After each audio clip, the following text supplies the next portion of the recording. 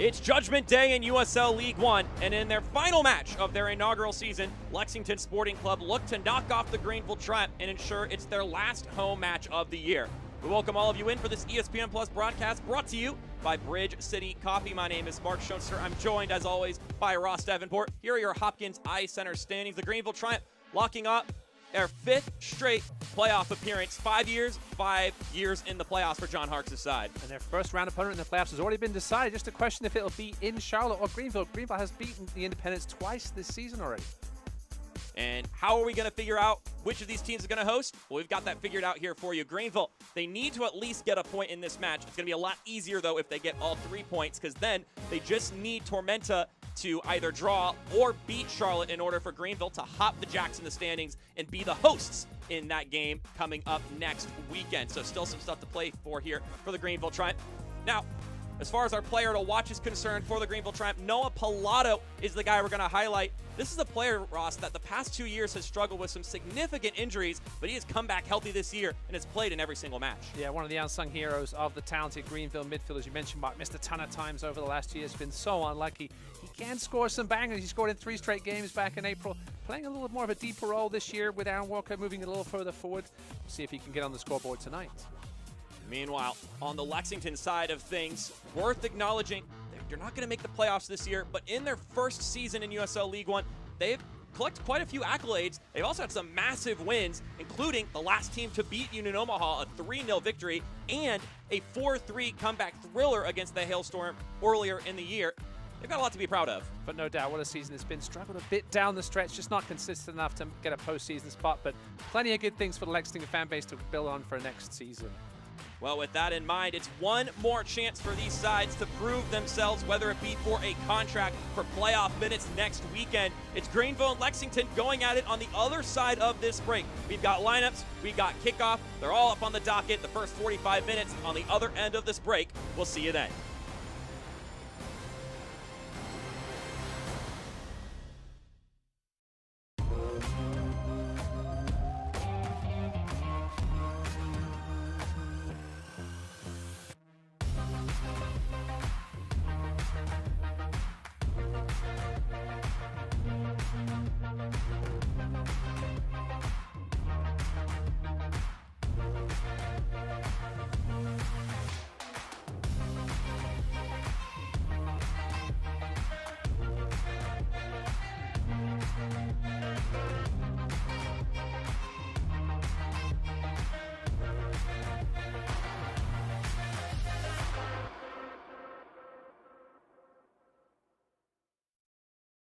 We started thinking about new locations where we need to be. And Spartanburg just made sense because we already had all the connections from 25 years ago, and still currently. I mean, we do a lot of business out of Spartanburg. But we really like to pour into our loan officers and to our operations staff. But I'd love for it to be another one of our main branches.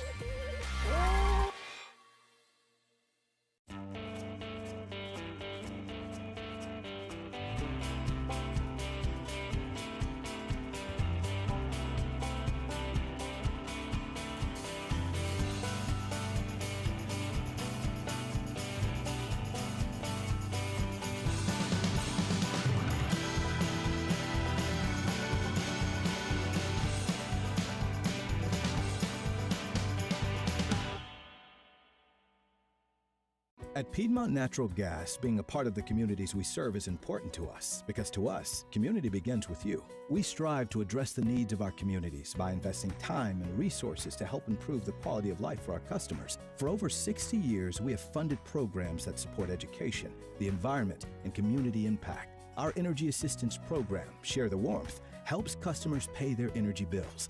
We're committed to helping our neighbors by powering the vitality of our communities. This USL League One broadcast is presented by Bridge City Coffee, official coffee of the Greenville Triumph. Enjoy locally roasted, award-winning coffee at any of their 3 locations: downtown Greenville, Wade Hampton, and Travelers Rest.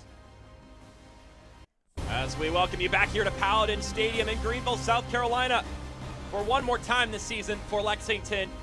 And for maybe the last home game of the season for the Greenville Triumph. Mark Schoenster alongside me, Ross Davenport here on ESPN+. Here are our starting lineups brought to you by Spartanburg Regional Healthcare System. It may be a 4-back today, maybe a 3-back without Evan Lee. There's a little bit of a question up in the air on that one, Ross. Yeah, 4 changes for John Harkes, 3 of them injury-related. Aaron Walker, Evan Lee, Tevin Shaw out with injuries. Evan Lee is on the bench. We may see him later if necessary. Alan Gavilanes gets a rest. In come Frankie Boyce, Coutinho, and McKinnon. Meanwhile, the final starting 11 for Lexington this season, they're also missing a lot of pieces. Yeah, it's a bit of a mess here, unfortunately, for Nacho Novo. 2 suspended due to red cards last week in Mohamed and Mane. 2 other ones suspended due to yellow card accumulation, Juve and Balagus. That results in 3 goalkeepers having to come to Greenville just to fill out the 18 for Nacho Novo, unfortunately. Also worth highlighting, Josh Head has only played about 13 minutes this season. The 19-year-old getting the start up top. The Owensboro, Kentucky-born lad getting a huge opportunity here on the final match day of the season, and we are underway in the final match day of the season. It's Greenville and Lexington. Obviously, keep you abreast of the situation across the border in North Carolina. Charlotte hosting Tormenta. See the other result that Greenville needs to go their way, along with this one if they're going to jump into 4th and have another game here at Paladin Stadium next weekend. It's a huge game between Tormenta and Charlotte. Tormenta fighting for their playoff lives. But if Charlotte comes away with 3 points, then Greenville is firmly locked into that 5th seed and will go to American Legion Memorial Stadium next weekend. But if the Jacks do not acquire all 3 points, then that opens the door for the Triumph to step in and stay home next weekend.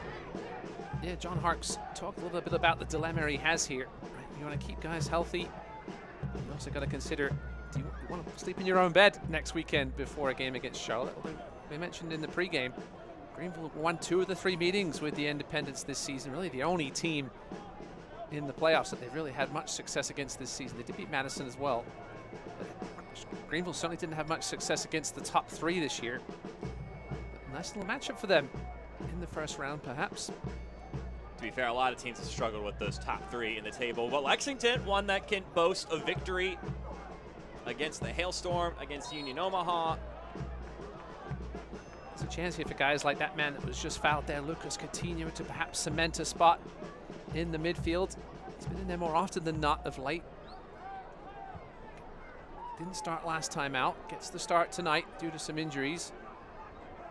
So some questions still on the right side. Who starts on that right side for John Harkes, Mark? We still really don't know who is likely to do. This man's certainly going to be starting the rest of the season. Jacob Lavich, you'd have to think. A little bit of a goal-scoring spurt right now.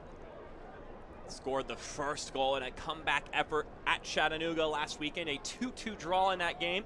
John Harkes said that he encourages, him and his coaching staff encourages their guys to persevere. And he said, look, in every soccer game, you're going to make mistakes. It's part of the game. He mentioned at halftime, down 2-0 on a short week, cross-country travel from Fresno. We worked to find some solutions, and we ended up asking the guys to get a little more vertical to test Chattanooga, and we forced the issue. And maybe on a short week, after on Wednesday playing in California, then having to play on the road on Saturday, you'd be happy with getting a draw after being down 2-0. But John Harkes wasn't satisfied. He said, we had chances to win that game, and we're disappointed that we didn't get 3 points in that one. Yeah, listen, John Harkes, a performance-based guy, right? As Labovitz brought that one down between 2 defenders.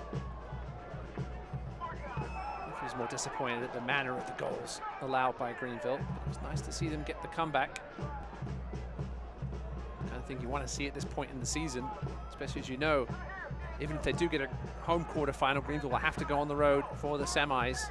And likely the final as well, you'd have to think. Unless something absolutely crazy happens. Oh, that's what happened last year. Listen, Tormenta, if they can somehow sneak in, you wouldn't put it past them to go all the way again. And if that would be the case, Greenville would host Tormenta, just like they did last year in the playoffs. And yeah, lost 1-0. Opening old wounds there, Ross. Sorry. Had to be said.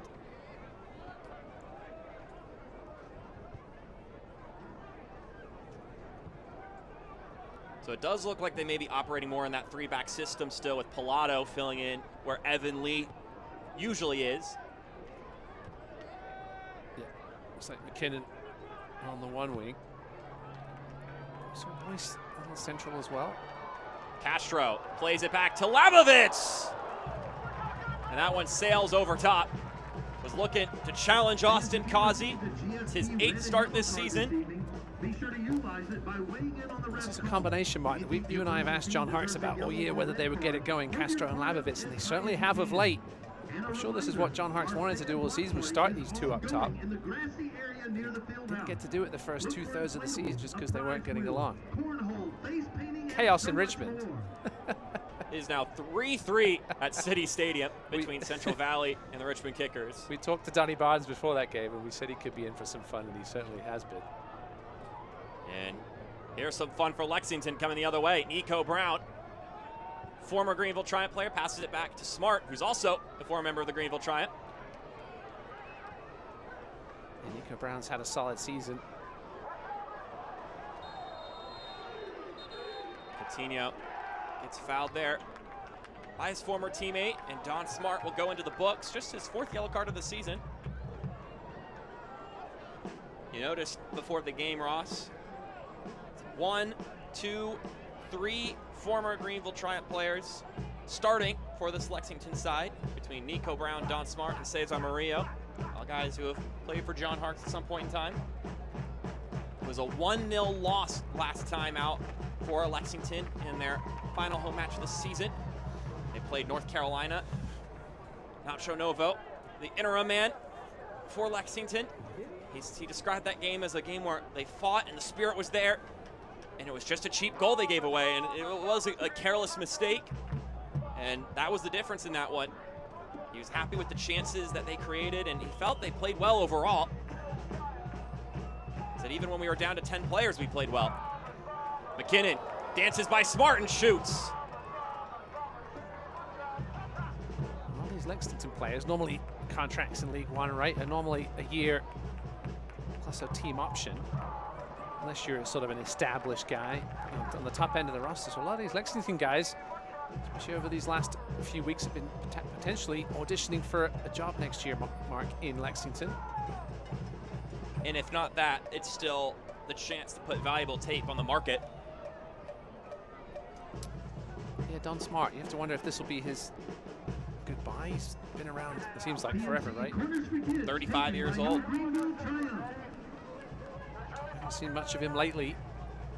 He featured in one of the last 4 coming into this one. There's a couple of players slipping early in this one. Pollock trying for the popped up service. Here's Murillo. Doesn't get there quick enough. Frankie gets it back. Now here's a ball served in, and it's knotted away by Owen Green. Owen Green, who perhaps we have to blame for starting that madness in the second half last weekend, Mark, when he got caught up with Garrett McLaughlin, and I think it was, what, like a dozen yellow cards in that second half. What chaos that was. There's 12 total yellows in the game and 3 reds. The second half was just an absolute disaster. So we're going to get a PNC corners for kids here for the Greenville Triumph, the first of the evening.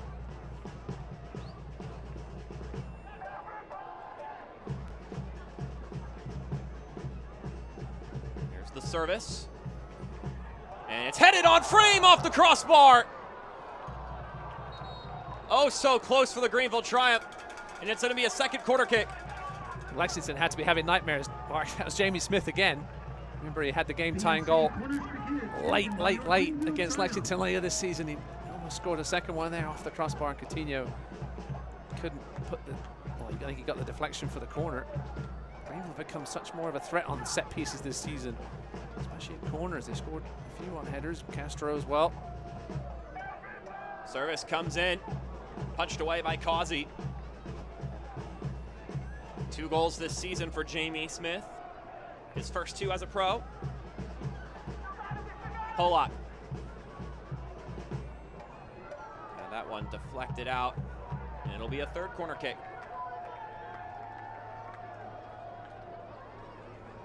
This one will be on the right-hand side.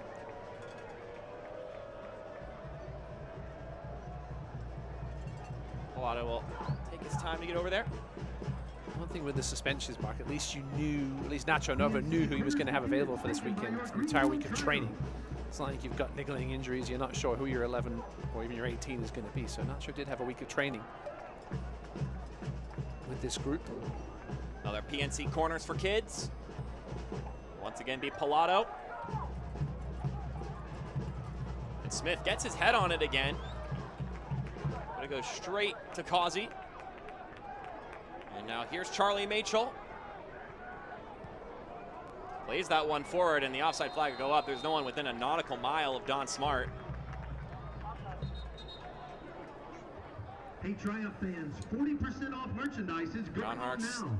Stop by the merch stand threw to some get your compliments favorite at his items guys, before saying they're that they've gone. showed resilience here at the end of the season, locking up their 5th playoff spot in the 5-year history of USL League One. They're pleased with it. He said, but by no means are they complacent with it, and they still looking to prove a lot. One very important note, Mark, I seem to see is Tyler Pollock's hair is back to normal. This one's dragged back. That was Lucas Coutinho trying to find the finish, and that is an important stipulation there, Ross.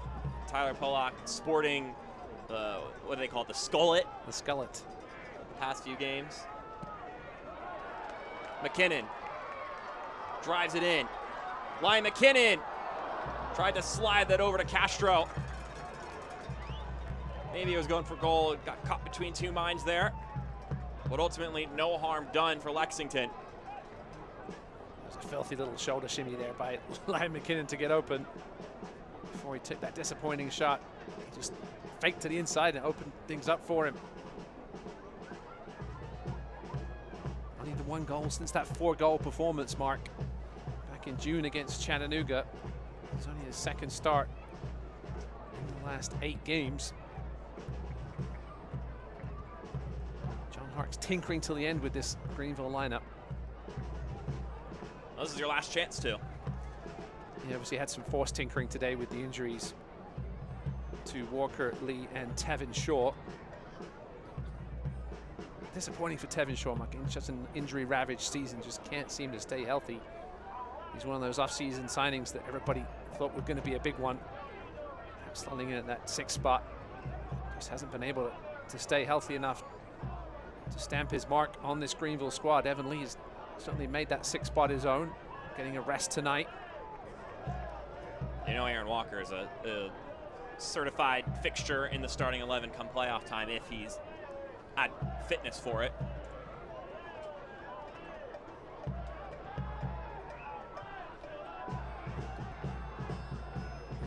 Fox plays this up the pitch to Smart. And he gets clipped by Leo Castro. Been chatting with Nacho Novo before the game today, or earlier this week. I asked him, although you don't make the playoffs, and obviously that's the objective for every team going into a season, still your inaugural year. I think there was a lot of good things to take away from this season as Green pops this one up. Nico Brown. Track it. Give it away to Jackson to throw it in. Yeah, Nacho got sort of put into a tough position, Mark. Obviously, I'm not sure how much they had it planned. Perhaps that he would take over at some point. Sort of waited till they were basically out of contention, right? Yeah. To give Nacho a shot. Just letting too many goals of late. 18 goals in their last 7 games they've allowed. That's 2.6 per game. Nacho just said too many silly individual mistakes, just like the one last weekend, the giveaway in the final third by Mane. But on the bright side of things, he mentioned that improvements across the year have been really rewarding for his side. He said from the goalies to the young players, the difference between day one and now is huge. A couple of names he brought up, he's like Khalid Balogun is more confident now. Kimball Jackson is proving himself, and he was not shying away from talking about Kimball Jackson, the young kid, 19 years old, over on that left-hand side. Mentioned he's a special kid and has aspirations to make it to that national team level of playing, which is high praise coming from a guy like Nacho Novo, who has played with some pretty good players across his life. Listen, Rangers Hall of Famer, Nacho Nova. He's seen tons of talent, as you said, Mark, and for him to, I was surprised at how he raved about him on the call. Nacho's coached at youth levels as well throughout his career. He's been moving up the player ranks. He did a bit of youth coaching around, and he's certainly seen some talent. He knows what he's got, apparently, in Kimball Jackson. Might want to keep it quiet, Mark. He wants to keep it.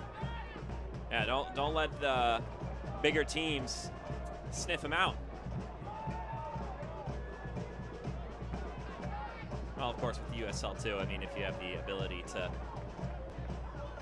get a nice price tag on him and make some profit as a small club, that's always a huge thing too, and also always good for a young player to get into one of those massive programs.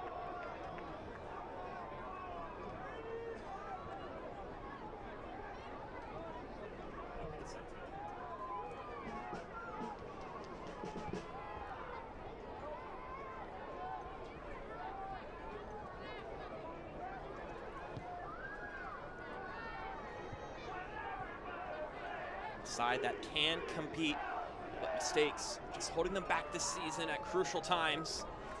Well, their road play just so poor as well this year, Mark. Just one win away from home for Lexington. That was a 4-3 win against NOCO. Yeah, talk about the one road win being quite the one road win. Yeah, just didn't really create, not enough shots.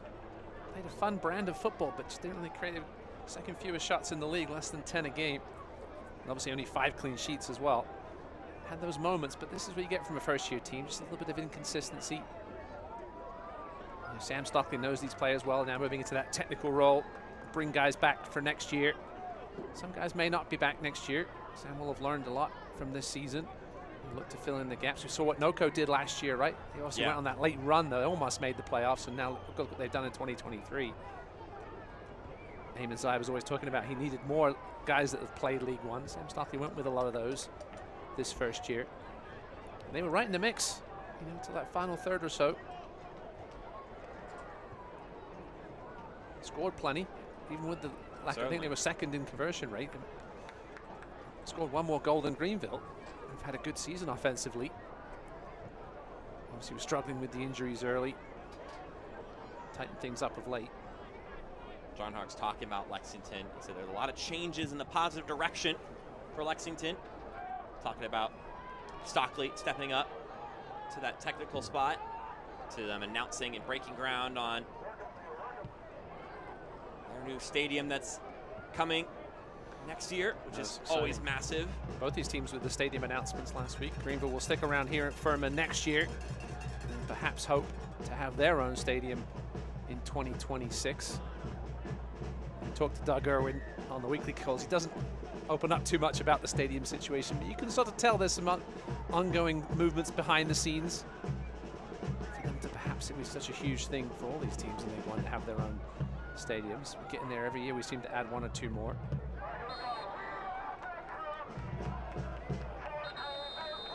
As far as the matchup is concerned, and looking at Lexington, John Hart saying he knows that this is a side that's going to come in and fight.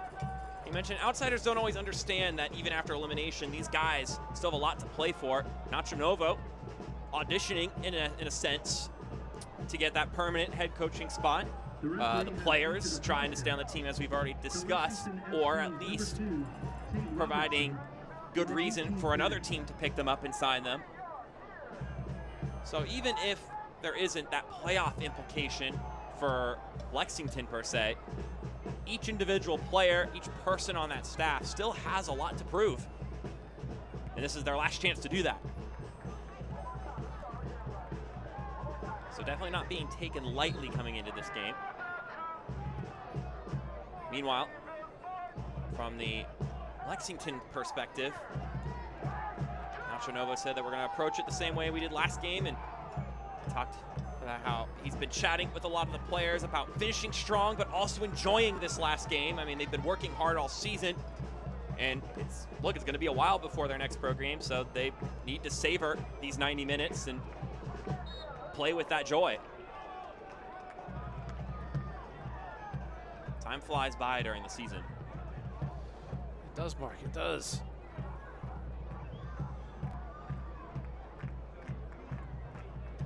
cagey first 19 minutes in this one. So you can see Greenville with the edge.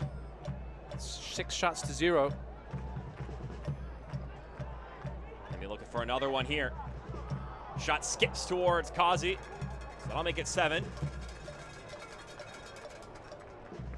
the finishing hasn't been ruthless of late for Greenville. Listen, these teams are going to play in the playoffs, right? These teams in the top 3 can score. Yeah. Right. Greenville's not going to win many playoff games, if any, if they score 1 goal a game. They're going to have to get 2 to 3. It's not something they've been doing a ton in the final third of the season. They're able to find 2 on Saturday. They're able to find 2 on the road on Wednesday as well against Central Valley, but it's 3 of the last 4 now. Before that, there was a bit of a drought. And spurts the goals this season for Greenville. Got off to a slow start with the injuries, but they were scoring. It was the defensive side of things where they were struggling. They've got that together for the most part. Just a few silly mistakes. Brown looking to dance by his man. He plays it to head. He couldn't quite connect, but it was close. It was good work from Nico Brown there. And Josh Head, the youngster, trying to find his first professional goal, excuse me. 20 minutes in Charlotte, no goals there so far. Tormenta out shooting the Independents 5-1. That'll be pleasing Greenville fans. And if Greenville can better the result, at least have a win and Charlotte don't win, they hop them. Or if this game ends in a draw and Tormenta run away with it against Charlotte, those are the 2 scenarios that Greenville hops the Jacks and hosts the Jacks next weekend. Owen Green collects this one. And that one won't get to Don Smart, but it will be a throw-in. So in essence, Don Smart still has possession. Assists on the season. Yeah, it's a shame they aren't at full strength for this game. Not the way you want to finish. Barely being able to scrape 18. They're a relatively small squad as it is with 23. Down to 18 tonight with the 3 keepers, 2 on the bench.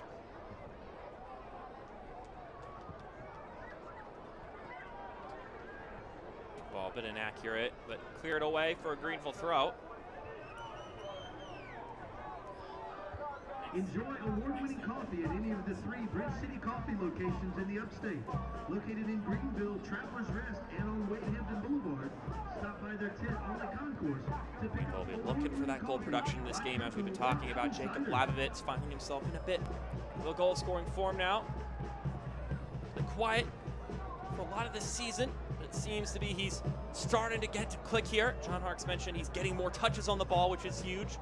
And they're starting to see his personality rise up late in the season. And now that you've got 2 strikers and they're feeling good, they're clicking.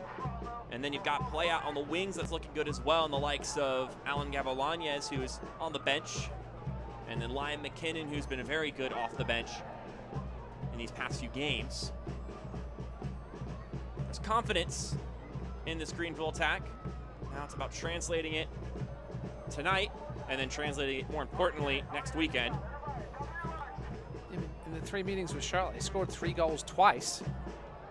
I believe they're one playoff team they've had success against. They beat Madison once, but the top 3, Greenville did not pick up 1 win against. NOCO, North Carolina, Frankie Omaha. sends that one in looking for Castro. Encouraging start here, though, for the home team. Looking for their first home win in 4. They've lost 3 straight, but they were to those top 3 teams. Omaha, NOCO, and North Carolina. Kalen Fox having a word with our referee tonight, Joe Sergin. Castro just nearly getting connection that he needed, and if you get connection on that one, I see top right corner. Kalen Fox had to be careful there. There was a lot of contact in the box. Attempt to play the ball. Another PNC corners for kids. Noah Pilato once again trying to send this one in. And it won't go anywhere for Greenville, at least not towards goal. This one headed across, was trying to find, I believe, Brandon Fricky in the center.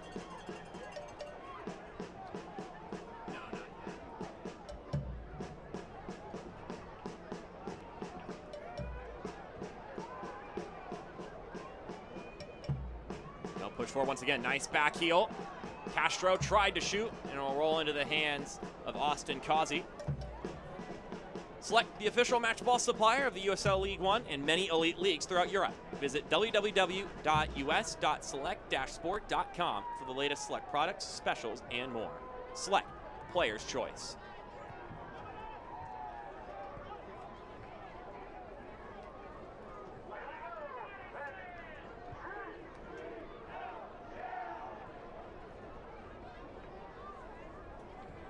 A little bit about that new stadium for Lexington. If you haven't seen the renderings, it looks beautiful. It does. I talked to Nacho Novo a little bit about the new stadium and some of the benefits that come with that. Of course, there's the obvious ones, but he mentioned, first off, it'll be in Lexington, which will be very nice. They're over in Georgetown, Kentucky right now, the venue they've been staying at to play their games up to this point. And then, of course, that brings the easy access for fans, but also one element to the facilities that really excited Nacho Novo was that they'll be right by the training ground, which is really good for the players. It's really good for the young guys. They're going to have better facilities to develop in. Of course, very much a developmental angle to this Lexington program. Very much want to bring up players, young talent, and funnel them right into the system. Grow the game in the local area. Seven, I think it's ready, had 7 pitches there available for the academy. One thing Lexington's really put a lot of effort into. Greenville obviously have that relationship with the Carolina Elite Soccer Academy. You know, Tormentor in their system.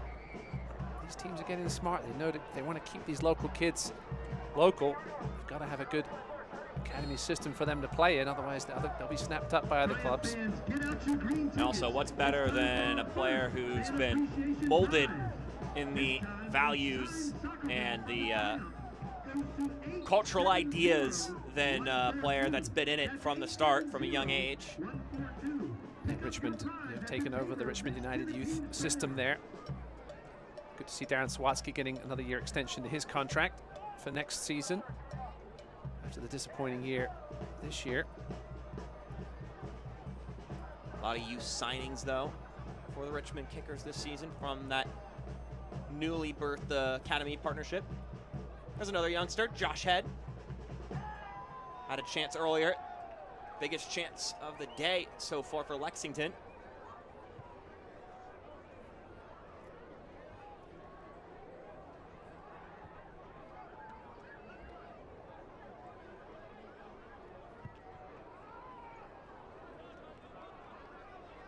Sprayed out wide for a Lexington throw. For Greenville, we saw Jonah Bigger play a big role early this season with all the injury troubles. Academy player for Greenville. Certainly don't have a full academy going just yet. They've got a couple of sides from the boys and the girls that play at the elite level. That's a poor giveaway. Labovitz with some room to operate. Jacob Labovitz shoots himself! That one had some heat behind it. A lot of pace on that shot from Jacob Labovitz, but not quite on frame. He can be one of the more deadly finishers. We saw that last season when he went on that hot goal-scoring run. From distance, he can crack them. That wasn't far past Austin Causey's right-hand post. That one was zooming. Pollock collects that one nicely and provides the clearance.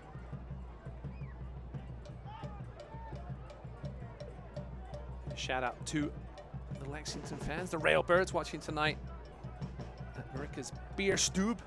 Hopefully I pronounced that right, Mike. You gave it your best crack. I did. Always great to see away teams getting watch parties going. Saw a bunch this season all over the league. That's always a good time, you know? Grab some food, grab some drinks. Not a hugely long trip from Lexington to Greenville, but it's long enough for a lot of people that it's easier to stay home and watch. Great to see them getting together.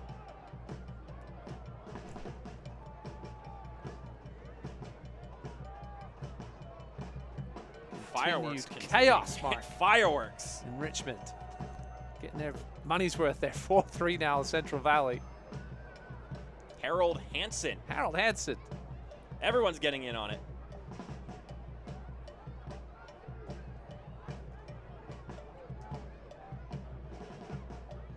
Not quite that goal fiasco here. At least not yet. You never know. It's threatened. Greenville threatened, though. Just unable to find the back of the net so far. 9 shots on so far, but only 2 on target for John Arks' men. That ball bobbling around. Kalen Fox gets that one by Tyler Pollock, but ultimately it's just rolling out harmlessly. He does like to make those occasional marauding runs up the middle, like Evan Lee used to when he played centre back. Cameraman got picked up by Jared. Raffle tickets going out tonight for some fun giveaways on Fan Appreciation Night for Greenville. I know a pretty good discount on Triumph gear tonight at the stadium. Yeah, I believe 40% off. It's a good deal. Need someone to grab some for me. Speaking of kits, these Lexington kits still remind me of the old white Greenville kits. Previous to a couple of years. Oh, that's a good ball forward. Ball played back to the top. Coutinho juggles, and the offside flag goes up. It must have been on that earlier run. They let the play go on. It's the only explanation I could come up with at the moment. Noah Frankie. Looked like Cesar Maria was keeping him on side. It's a very late whistle and a late flag. And Frankie didn't like it.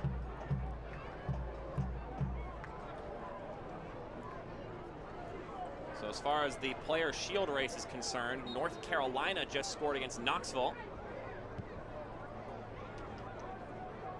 which is pretty important at the top of the table.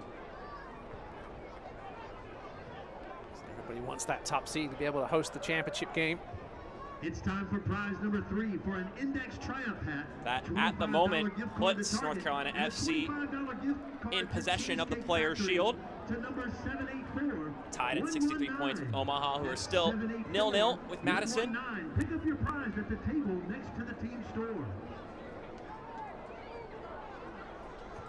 Do we want to see the final on a full-size pitch or not, Mark? That's a good question. I think 11 of the 12 teams would like to play on a full-size pitch. Yeah.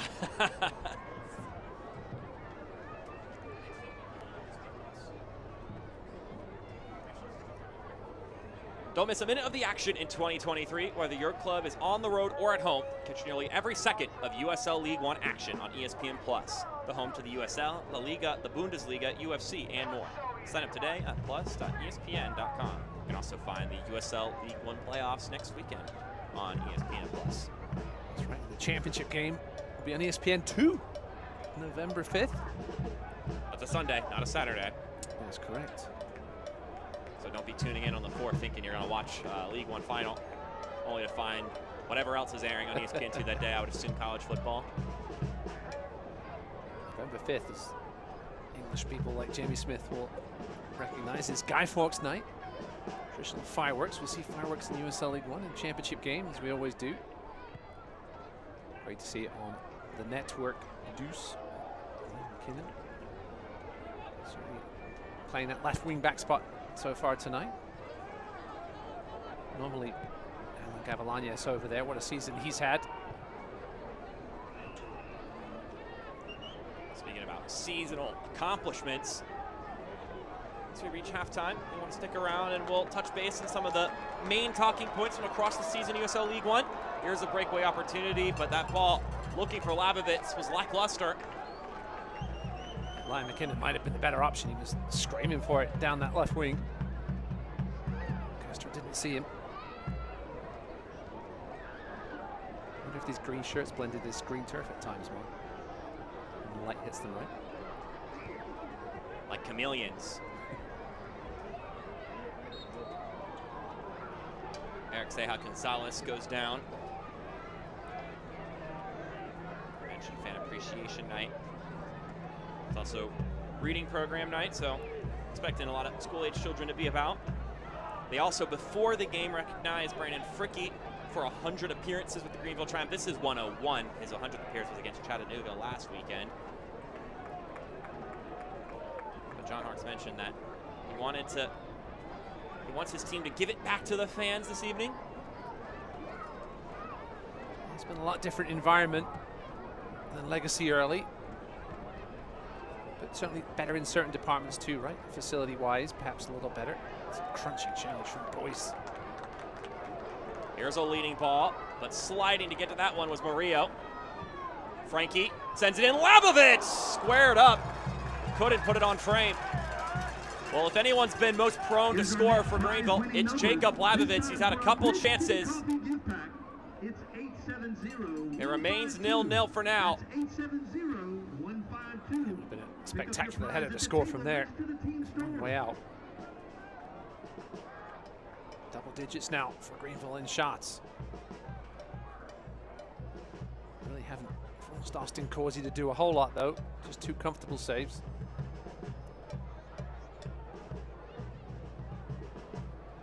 Mentioned the pros and cons of playing at Powden Stadium. Lexington will know a little bit about playing on football field lines, being the other team in the league right now that plays at a primarily American football venue, to specify. Asked Nacho Nova what his team has sort of learned and what they've adjusted to with playing on football lines, and he said, to be honest, the guys have handled it pretty nicely. The bigger problem has been me accidentally stepping onto the pitch. That's a funny quote.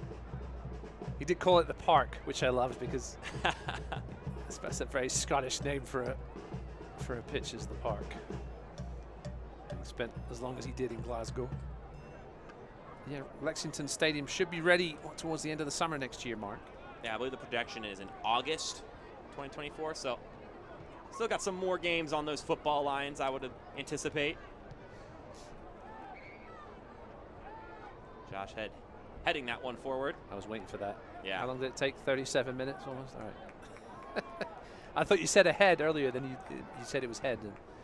Uh-oh. It certainly lends itself to that. Smart assessing his options. He slowed things down when there was a good chance for a transition opportunity there if he'd swung it left, but the veteran decided to slow things down. Brown into the 18, out of the 18. And then he drills that one behind Tate Robertson, who's been a bit quiet today so far. The entire Lexington team's been quiet in the final third. No shots at all so far. This one just the one touch in the opposition box. Obviously, we had to expect it to be a bit of a struggle in the final third with so much offensive talent suspended tonight for Lexington. This man can do things. Fox finds an open man. Owen Green tees it in, and it's cleared upward by Jamie Smith. Not out of danger. Boyce heads it away. Brought back down. But then that ball for Machel just too far ahead of him. Pollock gives it right back, losing his balance. And then a giveaway means that it's Greenville ball now.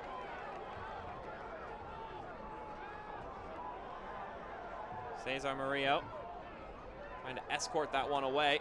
Taps it out for a throw-in. Of course, Murillo, who saw an early shower in that first meeting this season for the Doxo foul Wesley and Anthony and Gurney for being on that our man, lucky Leo man of the Castro. match, presented by Piedmont Natural Gas. Wesley and Now we'll Anthony get throw-in specialist Jacob Labovitz here. Fans, be sure to enroll Man today can in Piedmont Chevrolet's catapult a ball into the program and help 18. your neighbors in need. You forget about this weapon until he doesn't play, and then you're like, oh, where's Labovitz when we need it? And there's a one corner kick there. I thought that may have gone out of play first. That's what Owen Green's complaining about. Joe Surgan, though, points to the corner. For kids, taken by your Greenville Triumph. So it'll be a PNC corners for kids. Triumph will look to on this set piece. They've had a handful of corner kicks this evening. We're going to see if they can capitalize on the shot disparity.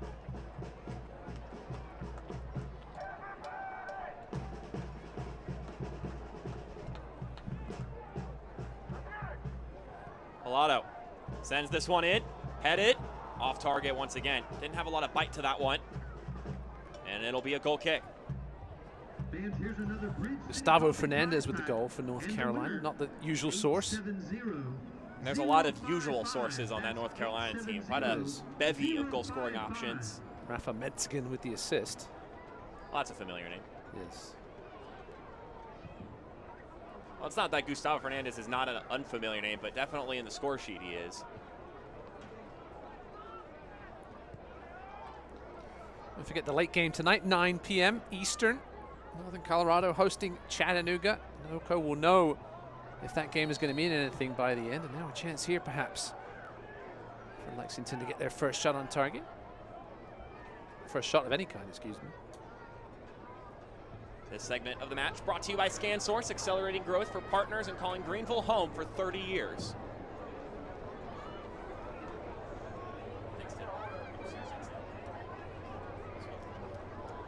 So a chance here for Sporting Club Lexington.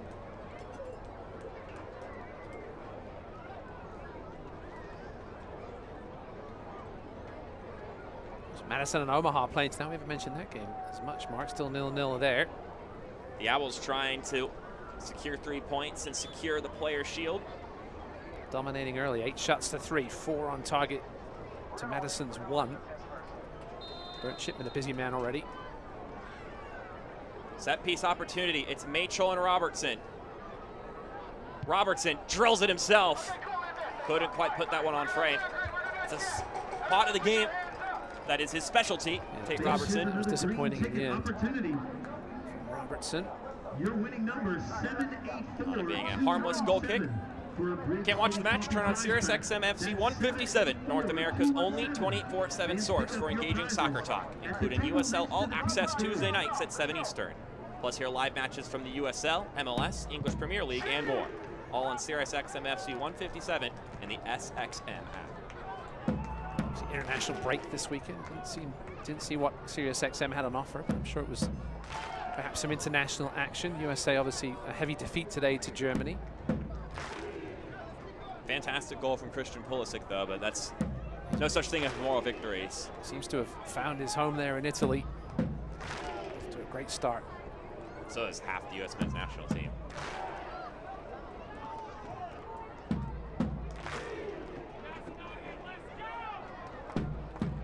They like to travel around in clumps, don't they? Yes. We'll say AC Milan, a bit of an upgrade from Leeds.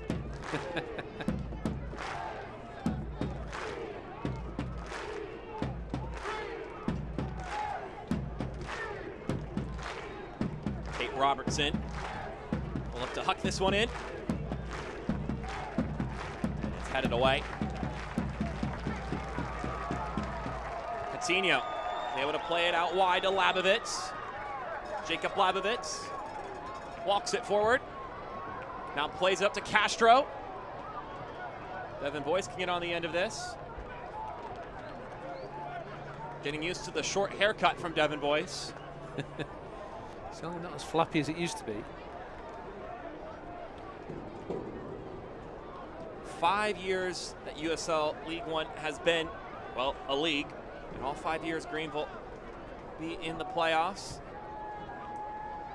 This one falls down, not properly cleared, but then a whistle will blow. And danger averted for Lexington.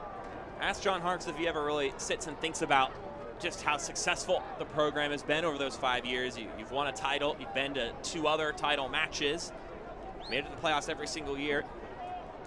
And you mentioned back at the beginning, when they were staffing in the early stages, they were very purposeful with who they brought in, because they wanted to make sure they set the standards pretty high from the get-go. He said, we've done a good job establishing each year what it means to play for the Triumph, no matter who's been in the building playing for us. Yeah, I had to ask John Harkes the question during our chat this week, Mark. He didn't give much of an answer, but this his contract does end at the end of this season so far. He got the extension in 2021 through this season. There's obviously a couple of rather attractive openings in MLS at the moment. Two teams he used to play for, including one which his son currently plays for. Shout out to Ian Harkes right now, who's on the injured list with a fractured Adam's apple.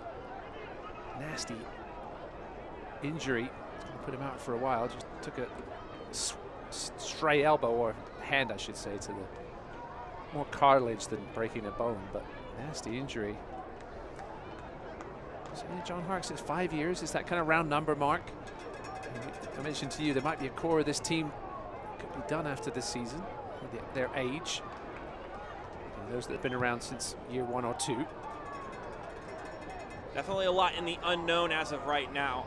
Now, I will say that it's no longer unknown about the existence of a ruptured Adam's apple. That is something I didn't know a week ago. Didn't know was a thing that could happen. He was playing so well for the Revs. The fourth official has You have indicated obviously an interim head coach at the moment, and former League One man. Good PA. We're going to get 1 minute of stoppage time, brought to you by Engineered Sleep, the best handmade mattresses in town. Visit engineeredsleep.com for better sleep. It's DC United's job open now with Wayne Rooney going back to England. John Harkes would like to get things sorted. He said they were in discussion. Things being discussed with him and Greenville. He's mentioned to us and elsewhere about his desire to perhaps coach at the higher level. He coached at USL Championship with FC Cincinnati. That was only a short deal before coming here. It's made no secret that perhaps he'd like to go coach somewhere else, perhaps waiting for that perfect opportunity. I don't know whether either of those two will be. Just have to see.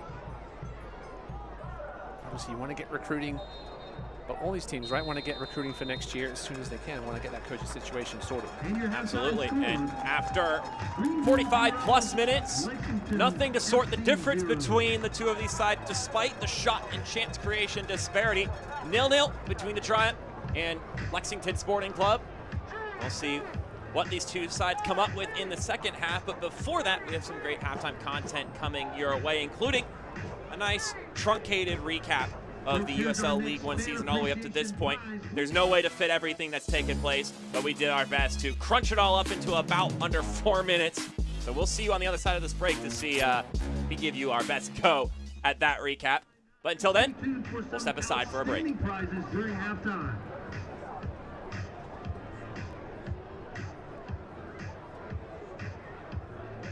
This is no sleepy-headed, moving in reverse kind of state. We're home to barrier-breaking humans who took $7 billion and invested it in microchips, potato chips, nope, education. This investment, it builds jobs and more jobs where people create things like flying, not that. Who does all this? Forward-thinking pilgrims of change, like you. South Carolina. Now that's smart. You know, I'm just feeling a lot of pressure. There's big shoes to fill. It's your time now, Tommy. I know you'll keep it special like your dad did. If we can keep this business growing, I think that's the best way to honor him. Well, I was there for him, and I'll be there for you. About this new location? He would have loved it, Tommy. Let's find a way.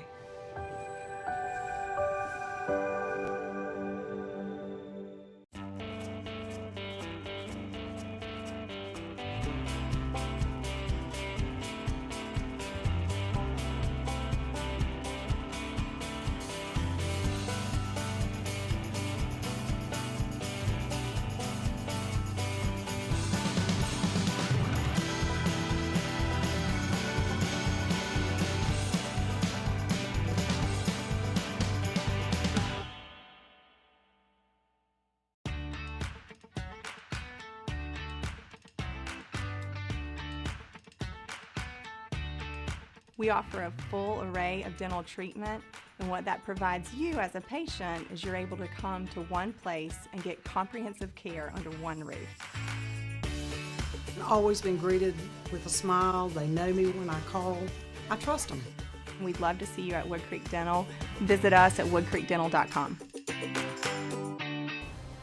halftime here between Lexington and Greenville. Since it's the final week of the regular season, we decided why not take a trip down memory lane. So let's rewind it all the way back to the start of the 2023 season, and we'll catch up on some things.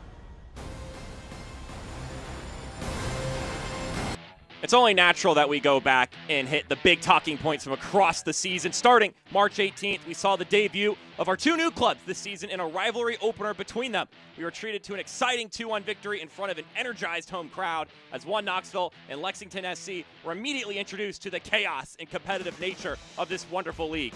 It would be a familiar face, though, in League One that secured the win. Jake Keegan getting it done. But in the end of the day, though, both teams would show their quality in this game and prove that they would belong in this league throughout the entirety of the season. So, welcome additions to USL League One, Lexington and Knoxville. Now let's talk records. Never before had a USL League One player scored 4 goals in a single match, but that changed on June 21st. You'd think it'd be the likes of Emiliano Terzaghi, Keziah Sterling, or maybe even Trevor Ammon. But it's instead the rookie Liam McKinnon, who not only accomplishes this feat, but also scores the fastest hat trick in league history, tallying 3 goals by the 22nd minute. It was a 13-minute window in which he superbly gashed the net with his clean finishes time and time again. What an accomplishment for him. Now, the next topic of conversation is less of a statistical feat, but a much more important and inspiring accomplishment. After being diagnosed with testicular cancer, Irvin Parra, a USL scoring savant, not only overcame this massive challenge, but returned to the soccer pitch this season. It cannot be overstated how awesome this guy is for the fight and determination that he has demonstrated this year. So congratulations to him, his family, Northern Colorado Hailstorm. We're all in awe at this absolute warrior of a player. It was just a fantastic evening when he was able to cross that line and get back up onto the pitch. And boy, does he have some impressive teammates. We all saw the potential of Trevor Ammon last season, but even then, this is a meteoric rise that still surpassed all expectations, both outside and within the building. Trevor has become a pinpoint finisher, racking up goal after goal, easily cruising by Terzaghi's previous single-season record of 18, with 23 goals going into the final week of the regular season. What a year for Trevor and this Hailstorm attack. They've been kicking on all cylinders. Arthur Rogers has a little bit to thank for it. But it also hasn't just been the year of the striker. The year of the goalkeeper has also arisen. Austin Pack of Charlotte has done the complete opposite, which is denying more goals than any other keeper has in a single season. Akira Fitzgerald previously held the mark with 106 saves in a year, but Pack has now punched, deflected, bodied, rejected, etc. 115 shots and counting coming into decision day. He got out to a hot start early in the season and never looked back in that category, carrying a nearly 30-save lead over second place in the saves category going into the final weekend. Now, individual accomplishments are great, but nothing feels better than when the team is winning, and that's practically all Union Omaha has done in the second half of the season, dismantling Lansing's record 6-game win streak with a 10-game streak of their own. They still haven't lost a game since doing that. 13 games unbeaten going into week 31, and due to that run, they now have 62 points, a number no other League One team has ever reached. The craziest part about all of it is they still haven't clinched the Players' Shield going into the final match. But it is 4 years and 4 trips to the playoffs for these Owls, a number that can only be bested by the Greenville Triumph. The league has been around for 5 years, and every year, John Harkes and his players have been good enough for postseason play. So congrats to them. Congrats to all the previously mentioned teams and players. It's been fun recapping this year, but it's not over. More fun this season to come and more content to come on the other side of this break. We'll step aside. Now this from the USL.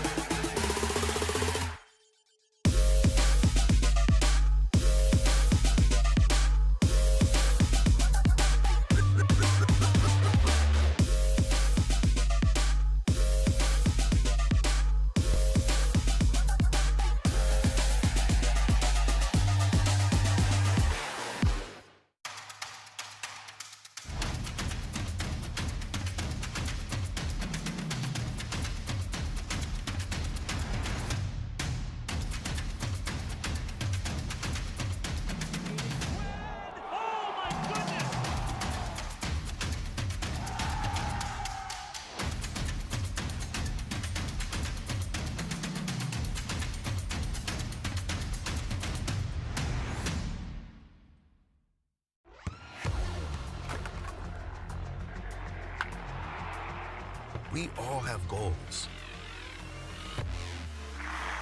But let's be honest. Most of us aren't going to be professional athletes. But if your goal is to finish your degree, we can help. Come to a university that puts your goals first. Bellevue University, your partner in finishing goals.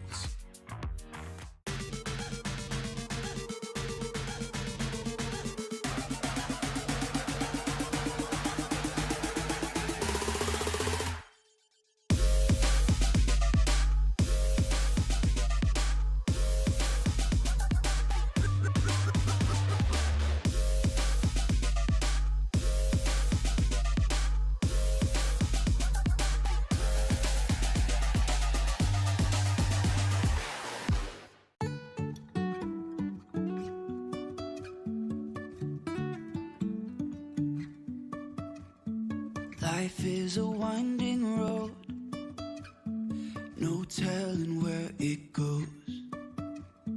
Driving through days and nights, won't stop for traffic lights. And I really wanna know, Back for more halftime content here across USL League One. Here are the news and notes. First, Atez Diouf, we congratulate him on winning Player of the Month, the first one in Lexington Sporting Club history.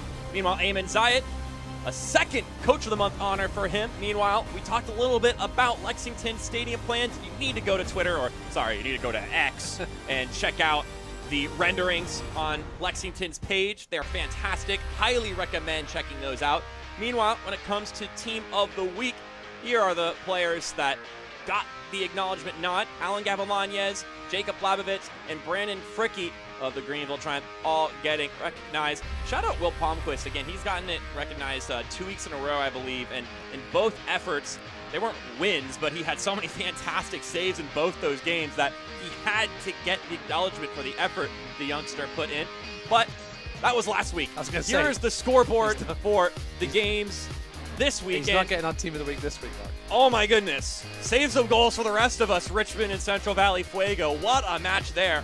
Didn't quite break or tie the 5-5 draw from last year between Tormenta and Greenville. Now, Greenville was the other team in that game, but the second highest scoring game in USL League One history. What a match. North Carolina currently sitting atop the table with that 1-0 lead there, and Greenville at a draw, and Charlotte and Tormenta at a draw, which means, as of right now, the Independents have the upper hand on the Greenville Triumph, which means the bracket still sits like this. As of this moment, it could change. Madison could dip out and Tormenta could come in. Greenville could hop the Independents. Different teams could sit in those bye spots.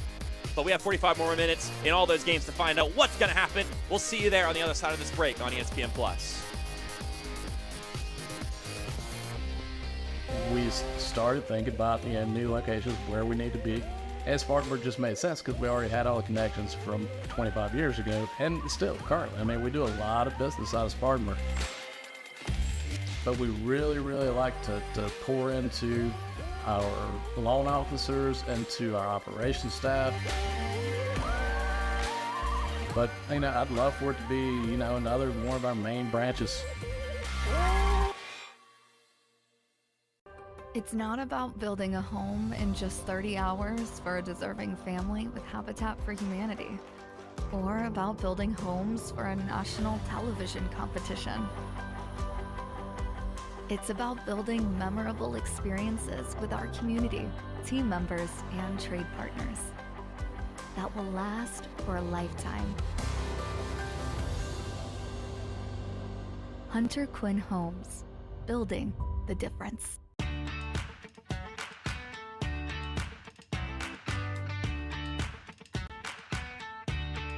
We offer a full array of dental treatment, and what that provides you as a patient is you're able to come to one place and get comprehensive care under one roof. I've always been greeted with a smile. They know me when I call. I trust them. We'd love to see you at Wood Creek Dental. Visit us at woodcreekdental.com. Fifth Third Bank. Yeah, it's a quirky name. But here's the thing, 5/3 equals 166.7%. So we put 166.7% into everything we do. Like automatically getting you your paycheck up to 2 days early, giving you well-deserved extra time to avoid overdraft fees, and helping you borrow from your future self. This is banking a third better. This USL League One broadcast is presented by Bridge City Coffee, official coffee of the Greenville Triumph. Enjoy locally roasted, award-winning coffee at any of their 3 locations: downtown Greenville, Wade Hampton, and Travelers Rest. The sun has set down here in Greenville, South Carolina. Scoreless between the Greenville Triumph and Lexington Sporting Club after 45 minutes. Mark Schoenstrom alongside me, Ross Davenport. Let's take a look at the highlights from the first 45 minutes of action. Ross, it's a lot of Greenville, not a lot of Lexington, but that doesn't mean that the score reflects that. No, Jamie Smith here trying to replay his game-time goal late in the first meeting between these two sides, but couldn't hit the target in this one. Off the woodwork, that's the closest chance the Greenville Triumph have had so far. A couple other moments and opportunities, like Jacob Labovitz stepping on this poor pass and then opting to rifle it himself. If he puts that on frame, I think it's a good bet that he gets that one past Austin Cossey. It had a lot of pace behind it. But the fact of the matter is the more important aspect of the shot, which is its accuracy, was lacking. Then another moment for the Triumph. Service comes in, Labovitz. Would have taken a lot to put pace behind that ball from how far out that header was, but couldn't put that one on frame either. As we now look at the Warehouse Services Incorporated halftime stats, not a lot of production from Lexington. We talked about it in the first half. They're missing some key offensive pieces, from Khalid Balogun to Atez Diouf to Pierre Mane. A lot of missing guys. Tariq Muhammad, another one, who all participate in generating chances, capitalizing on chances for Lexington. Definitely feeling their absence. Greenville now 2.5 home games without a goal.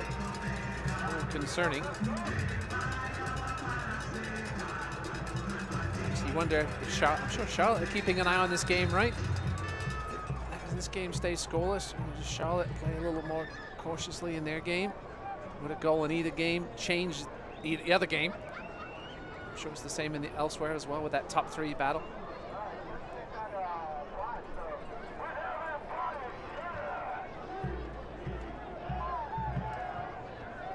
So 2 substitutions to bring to you. First off, on the Greenville side of things, Brandon Fricke is leaving the match, and Nate Schultz comes into the game. A chance to get Nate Schultz back some minutes. Was a guy who started a lot early in the season, but Jamie Smith has really risen up and earned himself a spot in that starting lineup. That substitution brought to you by Spinks. Meanwhile, on the other side, Josh Head, the 19-year-old who got his first ever start, goes to the bench, and in his place is Drew Patterson, another younger player on this team, but he's young at 23, not 19. Forward from New Jersey. Well, get a 45-minute crack at it.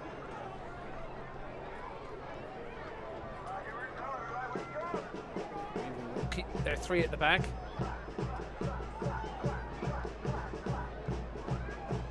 We'll go from there. You mentioned those 2 games, Union Omaha and Madison, and Charlotte Independence and Tormenta. 2 games that are very tightly interwoven with each other, and also have some ties to this game, of course. A goal in either of those games can change how the other one could operate. As this shot is off the mark, it could in turn affect how these 2 teams operate in this one.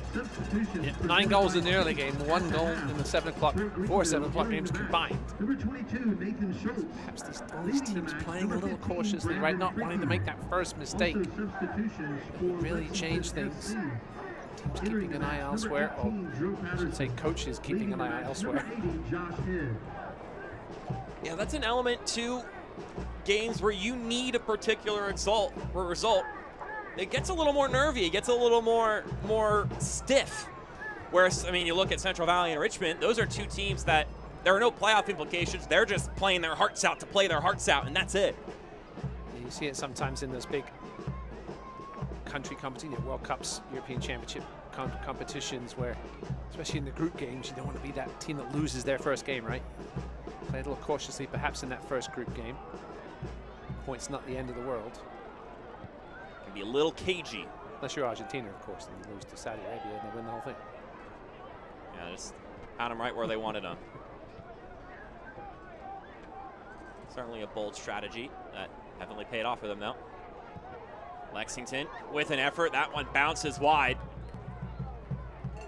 Mazzola laying out for it. Really the first action Mazzola has. I was going to say, the first time he's hit the ground tonight. Had a good first year. Came on during last season. Didn't have to get in between the sticks during an actual game for Greenville, but has been the man from the get-go this year. Rewind. One stat from that first half that wasn't on the stats graphic. 19 touches in the opponent's box for Greenville, 2 for Lexington. Tells you how little. You know, Lexington's got the edge in possession. Just really haven't had any answers in the final third. Obviously, Greenville can shut you down, shut any team down.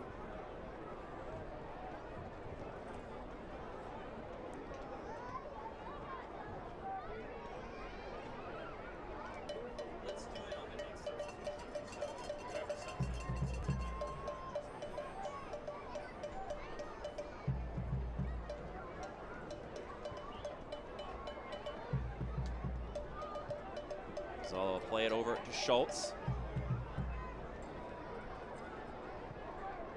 Labovitz heads that one on for Frankie. But it was just too far ahead of him. Austin Kazi, former Richmond kicker.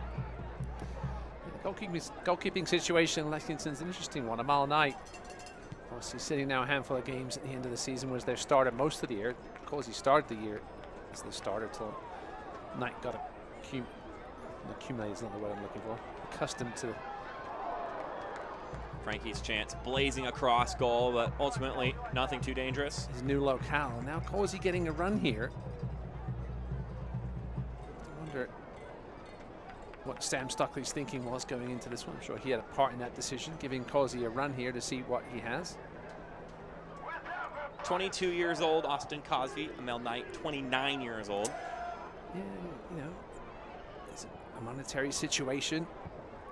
Is Amal Knight worth the money they're paying him? I assume he's one of the higher paid players as Greenville earn a foul. We have a player down. That's a little concerning. It's Jamie Smith.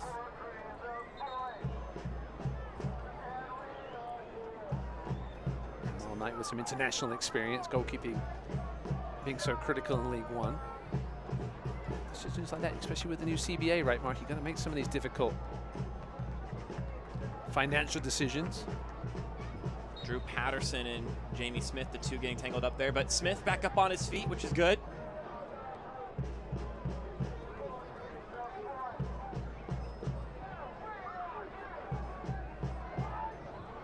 Another one of those players we highlight along with Noah Pilato, who suffered a pretty serious injury and has had to be on the mend for that, but since he's come back, Jamie Smith has really proven his worth.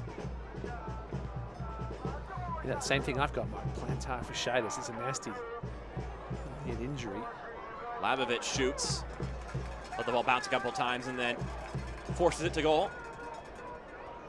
It's not fun, I'll tell you that. I'll take your word for running it. on a turf surface with cleats. It can take a while to heal.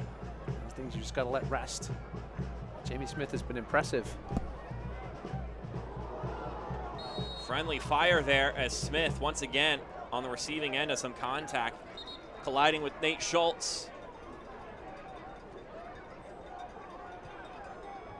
Fans, here's your next Fan Appreciation Night prize. We got a goal in Charlotte. Trezor Imbuyu has given the Independents a 1-0 lead over Tormenta. A very important result for the Greenville Triumph, but a truly critical result for forward Madison. Yes, that's a critical goal for Greenville and for Madison, as you said, Mark. And Tormenta, obviously. So will that change things here? You said Trezor Imbuyu scored? Yes. Only 2 touches in the whole first half. Well, 2 passes, yes. Or 2 passes. He had a couple of shots. But yeah, Greenville now, even with a win, would stay in 5th. Perhaps John Harkes still plays it straight for now. If it gets to perhaps a 2-0 lead for Charlotte, then John Harkes might think about resting some players.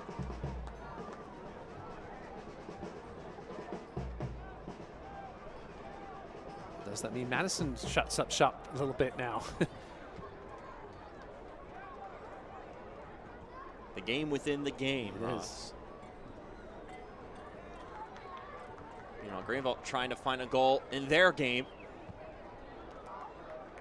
Schultz floats this one forward, flicked up by Labovitz. Still in the area, tapped out. That shot blocked away. Ryan McKinnon, the one who put his laces through it.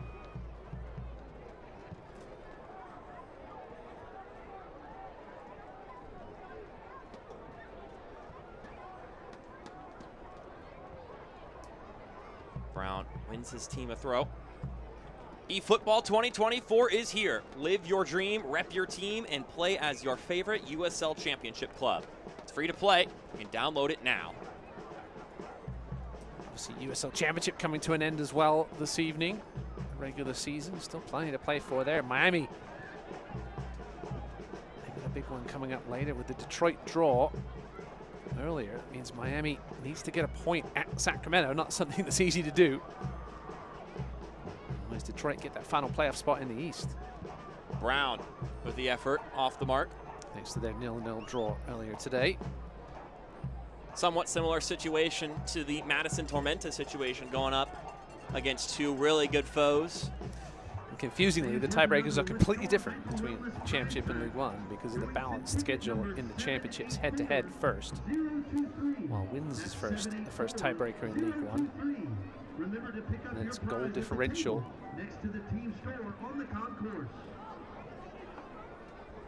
Yeah, as of right now, with the standings as they are, North Carolina FC winning the Player Shield on wins, equal in goal differential with Union Omaha.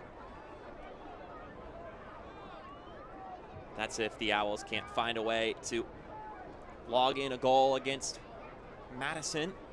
Still 0-0 there.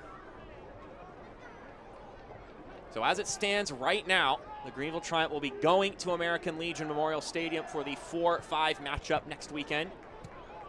Unless Greenville can score and Tormenta can find a response. Also means that NOCO Chattanooga game, ooh, that was a nasty challenge. NOCO Chattanooga game tonight would mean nothing other than pride. Hailstorm would be unable to catch Omaha or North Carolina for that, either of the top 2 spots.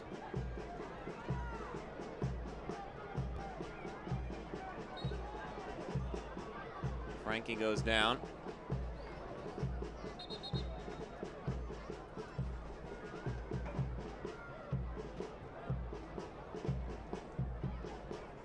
There's Kimball Jackson, youngster that Nacho Novo was raving about to us. We're gonna peek at the standings as they sit right now. Greenville can't drop to the 6th seed spot. But coming into the day, they had the opportunity to go up to number 4 and to host Charlotte.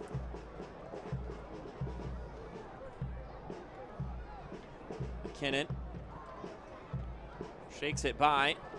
Service wasn't bad, but no one was able to bring it down. Going back to that potential NOCO-Madison matchup at the 3-6 spot. NOCO took 7 points from Madison this season, 2 wins and a draw. It's a tough place to go play in October. Temperatures there won't be particularly friendly.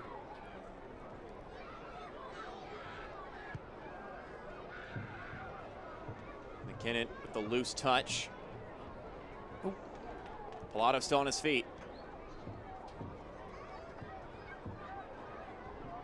It's McKinnon again. Ryan McKinnon slips it through. Castro out to Frankie. Frankie shoots! And that one deflected out for a corner kick. First real chance of the second half for the Triumph. Nice bit of play by Leo Castro. Knoxville have tied things up, Mark, in Carey. 1-1. So that changes things quite a bit. Goals in a lot of these games, just one can really change the complexion of how the seeding in these playoffs shape up. Here's our first PNC Corners for Kids of the second half. Pilato sends this one in, and it's headed away. Schultz can bring it down, though, and he'll opt to relinquish possession to Boyce. That means Omaha now, as things stand, in first. And brings Noco right back into it for second place. The drama, Mark. If you're a neutral fan, I don't know how you do it. How you're watching every game today. You'll be flicking back and forth, multiple screens. Yeah, have to go the multiple screen route. Castro gets by his man. Castro still going with it. Tried to be inventive with the finish, but it got glanced, and it's out for another corner kick. Greenville starting to pour it on here. You're looking for that goal that would make things interesting in Charlotte, at least. This PNC Corners for Kids, second of the second half.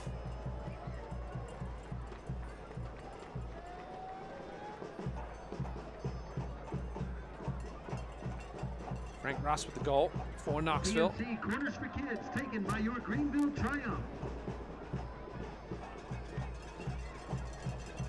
Pilato swings this one in. Schultz gets onto it. It's off the left post. That did everything but go in. It's almost an Austin Causey own goal. Nick Schultz, second time Greenville have hit the woodwork tonight. So we'll go all the way through to Schultz, just stuck out his right foot. Great chance, goes begging again.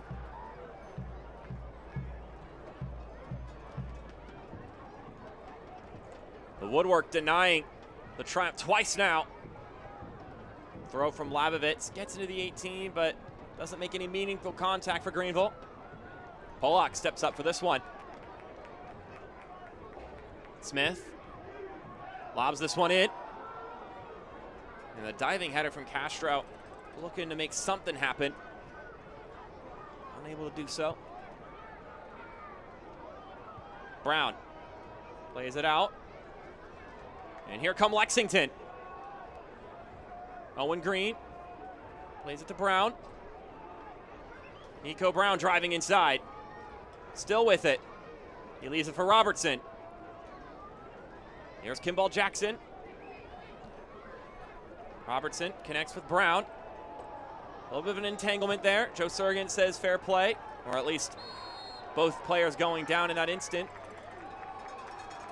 And now a free kick for Greenville. Charlotte goal was actually credited in the end to an own goal. Kilwine. Not that it matters too much. Goal's a goal. Castro. 784-140. Leaves it for Coutinho. Plays it over to Frankie. Frankie with the service. And it'll be headed out for a Greenville throw. Just saw for a moment Kimball Jackson getting involved on the attacking side. His attitude and training is fantastic. That's what Nacho Nova was telling us about the kid. Another ball serviced in. Smith with the header. Jamie Smith looking for goal number 3 on the season. And goal number 3 in his professional career. Here's your United Way 50-50 raffle winning number 980-383. And things just got even more interesting, Mark.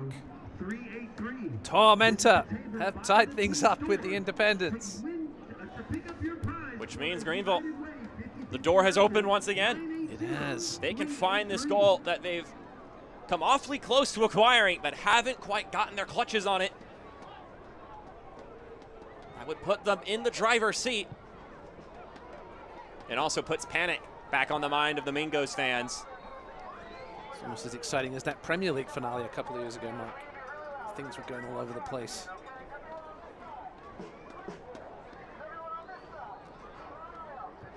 the intertwining of different implications in some of these matches.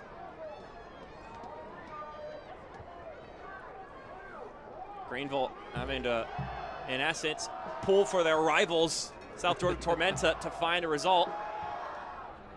I guess the ideal world for Greenville would be a draw and a victory, so then Tormenta doesn't sneak into the playoffs and Greenville gets their home game. Yeah, nobody wants to see Tormenta in the playoffs except Tormenta. Nico Brown, an escort of green jerseys all around him, and they end up winning the ball back. Pilato, switch it over to Polak. Some forward Madison fans are getting a little sweaty again. Not sure if it's hot enough to do that tonight in Madison, but... Well, it might be compact enough with the amount of people that are there at Breese-Stevens Field.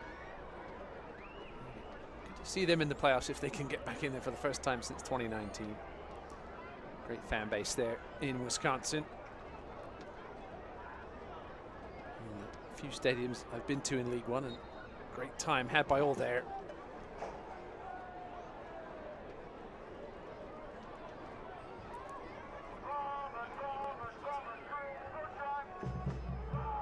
This ball played forward, and the offside flag goes up. Jackson Curry, the young Australian, with the goal for Tormenta. And here comes a substitution for the Greenville Triumph. So Noah Franke will come out of the game. Alan Gavilanes will come into the game, and that'll be our adjustment of the match presented by Upstate Spine and Sport. Alan Gavilanes, we talked about him in the first half, how effective he is this season playing out on those wing spots. That means McKinnon goes to the right, I would think. Yeah. Wonder if that substitution was sparked by that Tormenta equalizer, perhaps? That substitution brought to you by Spinks. I think Gavilanes could do with the rest if he didn't have to come on and play tonight. I think now with that equalizer in Charlotte, Gavilanes brings offensively could be key to perhaps 3 points in this one and a home game next weekend. Well, there's also that second element to it too, that even without the meaningful implications of this game, is that you want to find that balance. And we were talking to John Harks about that, of giving guys the chance to play and prove themselves versus maintaining momentum going into the postseason. Talked about how they're not actually as banged up as one might expect after that rigorous road trip they had last week. But you want to make sure that you don't have everyone going in stale into the playoffs just by sitting all your important players, which John Harks has not done. A lot of key pieces to this team all getting starts today. Alan Gavilanes just being one of the few sitting on the bench to start off, but now he's into the game as well.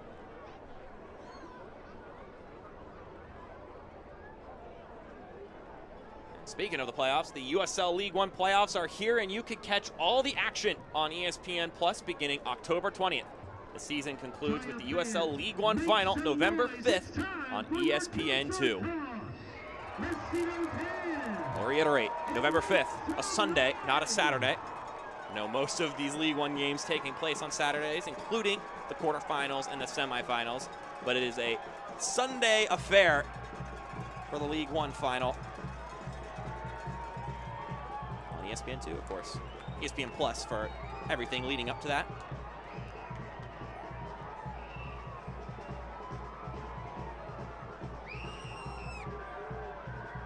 Ball driven in and caught by Jared Mazzola. And he'll quickly distribute this one down the field. He had Coutinho going for it. Coutinho had a fantastic goal earlier this season on a long ball that he brought down and just popped towards goal. Jackson leading it for Machel. Jackson, just one of those young guys on this team that Nacho Novo thought deserved the chance to get some minutes. He said some of these guys just need a chance to play. Kimball Jackson, another guy I would highlight. Eric Sea Gonzalez, who wasn't getting a ton of minutes early on in the season, but has gotten the opportunity here late in the year. He's really proven himself. Boyce driving it forward. Labovitz goes for it, and it's straight into the hands of Austin Causey. Labovitz right down the middle. Probably going to wish he had done a little bit more danger with that shot. Well, if Madison fans weren't sweating earlier, they are now, Mark. 1-0 Omaha. Steven Dos Santos again.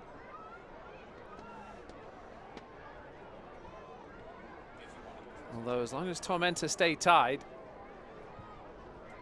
Madison are safe for now. That really puts them right up against the wall. I guess in the grand scheme of things, that goal doesn't matter a whole ton as long as that game stays tied. Coutinho brings it forward. Lucas Coutinho squares it to his left. Gavilanes takes the shot. It doesn't get very far. His first touch let him down, unfortunately. Took him away from goal.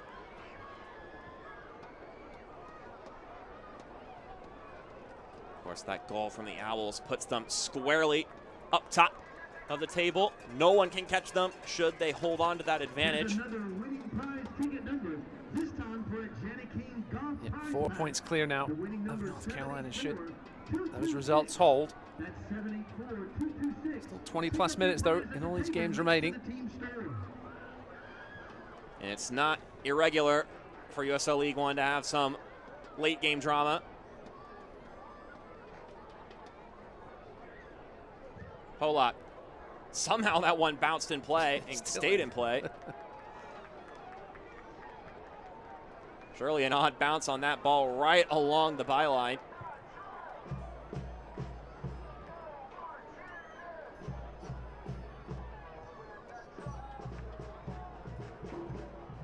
You are right, though, Ross. As of right now, that Omaha goal doesn't mean anything, but should Tormenta take the lead, then it means a lot. Certainly could mean something at the end of the night. Wouldn't expect anything less than complete chaos, Mark, in the final day of USL League One. Except here, we haven't had much chaos here. It's been a pretty copacetic affair for nearly 70 minutes. Greenville been the ones to ask more of the questions. But so far, their toughest enemy has been the goal frame.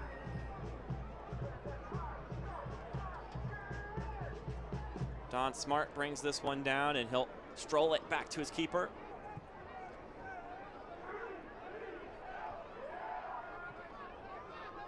Jackson makes it over to Smart. Castro, another veteran, did what he could to keep that one in play. Season ticket members, don't forget to stop Veteran player, Don Smart.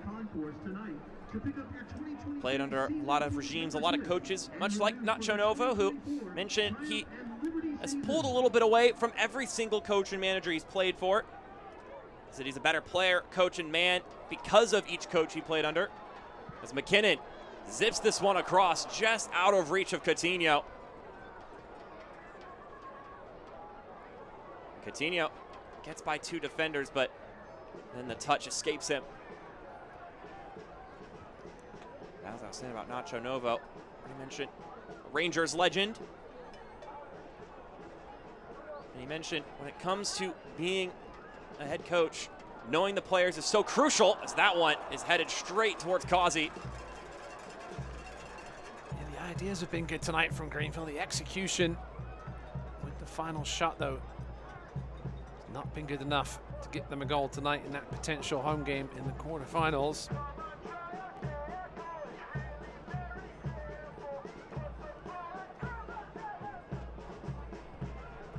Mitchell. Reedy River Riot trying to encourage their team on here. Chance now perhaps for Lexington. Brown exchanges with Mitchell.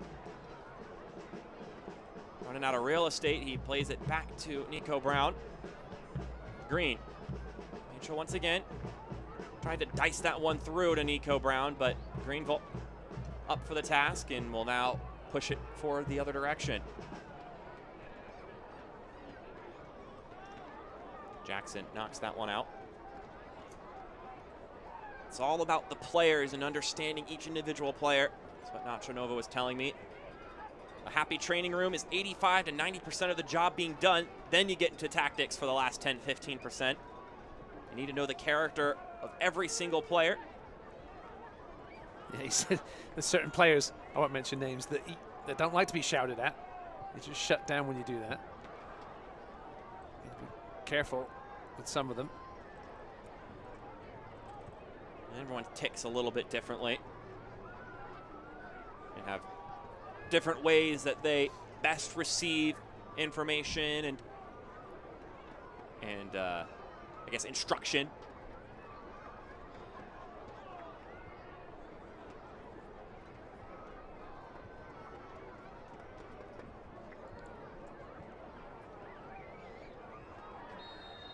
That'd be a high boot there on Leo Castro. And Cesar Mio will clutch his head, may have gotten a bit of the boot there. Greenville out shooting Lexington 10-1 in the second half. 4 shots on target for Greenville. That's the exact same tally, or nearly the exact same tally from the first half as we saw just moments ago. 22 shots to 2.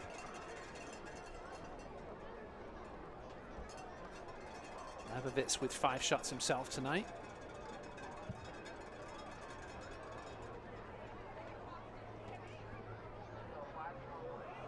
Brown plays this across the center. Mazzola lets it spill. Patterson trying to find a way around the keeper. Patterson shoots.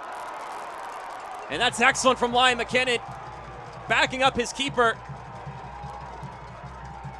It's not quite an on-the-line clearance, but it's rather close to it, and it serves the same purpose. Lovely teasing ball from Nico Brown. Tyler Polak just caught a little napping there. This ball here, Mazzola did a good job, but just couldn't hang on to it. And did a good job of holding up Patterson, though. Waiting for that time, gave his defenders time to get back on that line and help him out. Get the crowd back into it a bit. Robertson tosses it in. Mazzola looking kind of like a basketball player guarding the point.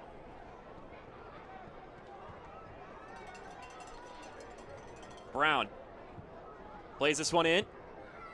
That one squeezes out. Eric Ceja Gonzalez tries to shoot. And that may have made contact with Boyce, but the ref says no. It's a goal kick. Some promising moments here for Lexington. After talking about their lack of offense generated, they are able to create 2 opportunities there. And 15 minutes to go. Greenville certainly tried to go for this win. We thought perhaps they might be a little cautious. Didn't want to suffer any more injuries. Obviously, we all hope Aaron Walker, Evan Lee, etc. Tevish will be healthy enough for selection in the quarterfinals against Charlotte. Where that game will be, still to be seen. Gavilanes, nice looking ball. McKinnon went up for it. It's Labovitz who's on it now. Boyce threads the needle through. Pilato doing well there to take the contact. Here's McKinnon. Still pursuant on it.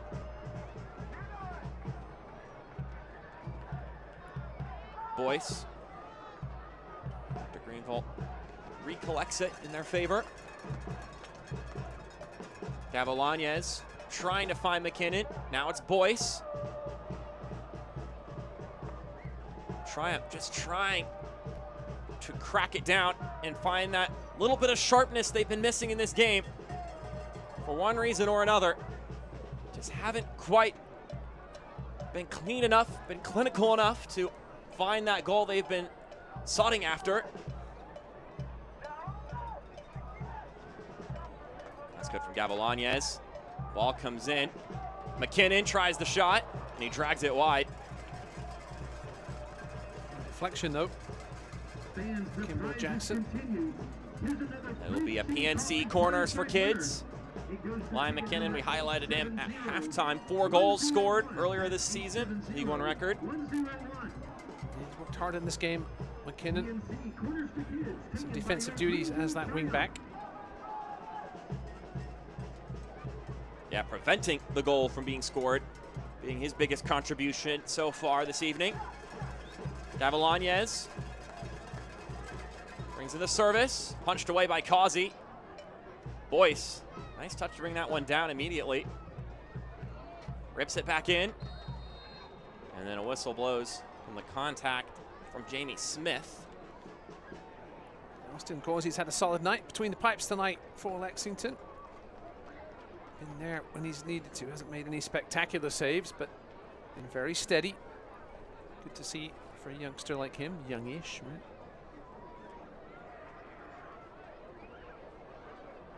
Getting a chance here to audition, show Sam Stockley as well as perhaps some other teams what he can do between the pipes. Spent 2 years behind Akira Fitzgerald at Richmond. I'm sure he learned plenty there.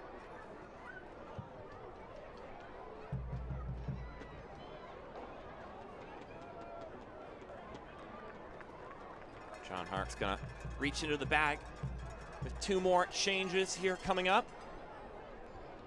And you get a little teaser there of who's coming in. We'll leave it to you to guess who the 2 players that are coming out.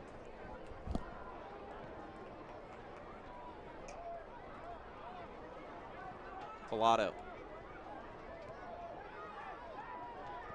Now it's Schultz. Once again, 1-1 between Charlotte and Tormenta, 0-0 here, which means Charlotte will be the hosting team next weekend for the Greenville Charlotte Independence playoff match. A Greenville goal switches that. A Charlotte goal at this point would help assure that they are at home next weekend.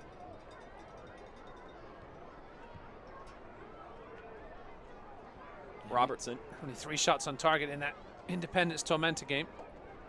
Meant to have 12 shots, but the Jackson managed to limit them to half chances. Only the 2 on target, as we mentioned. Arthur Bosch were on now for Tormenta as they throw everything at it. They've had 78% possession since the hour mark.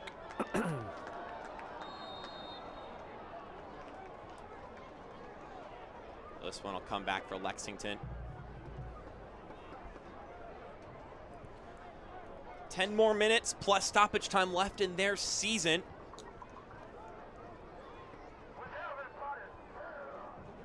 Talked about it before the game, Ross. Talked a little bit about it in the first half.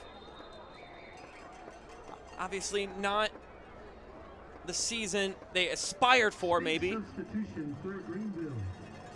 As we get 3 substitutions, 2 of which for Greenville, 1 for Lexington. So Evan Lee will come into the game for Noah Pilato, filling into that holding spot. Daniel Wu will come into the game for Lucas Coutinho. So certainly not an offensive change for John Hartz. Those substitutions brought to you by Spinks.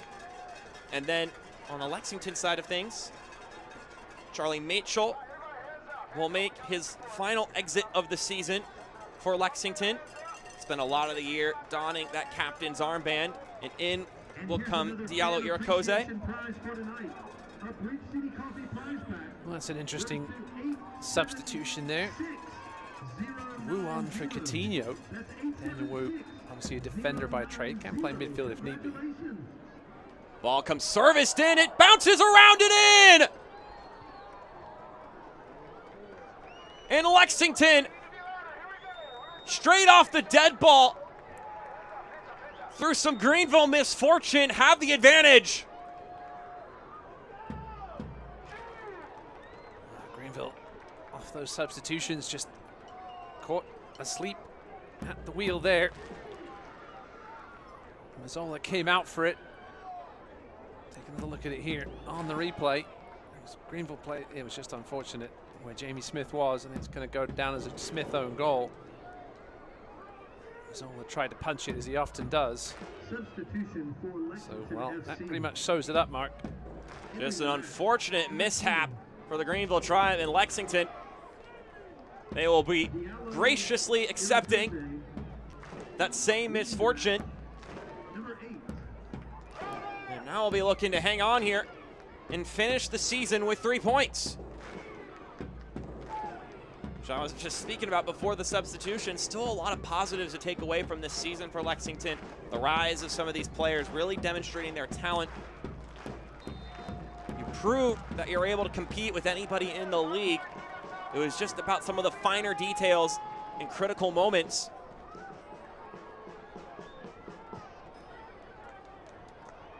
It won't be about reinventing the wheel next season.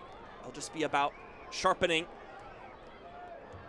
and finding out how to get just a bit finer with everything. Schultz. Over in that corner.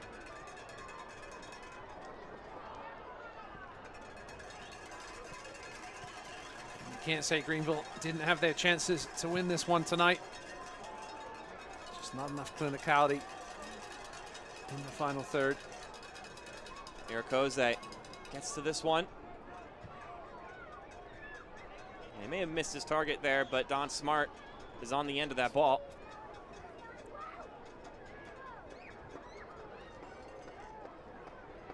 Greenville wins it back. If they're gonna act, they're gonna have to act fast. You see the change in urgency now. They gotta do it without Lucas Coutinho on the pitch. There's more of a rest substitute, Mark. You're getting him ready as a likely starter, you'd think, in the playoffs. This one floated up. Castro was wrestling with his man, Alexei Gonzalez, and it's going to be a corner kick. PNC Corners for Kids. PNC Corners for Kids, taken by your Greenville are going to find 2 scores in this one. You got to think that first one's got to come. Well, you could argue immediately. Gavilanes. We're the one to provide the service. And it's caught by Causey. Yeah, solid night for Causey, as I mentioned, as Gonzalez is down, holding his left foot.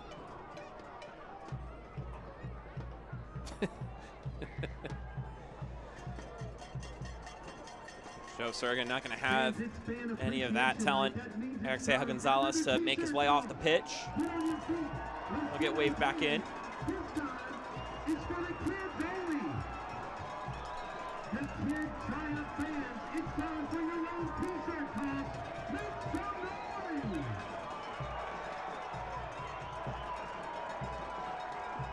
Five minutes left in this one, Mark.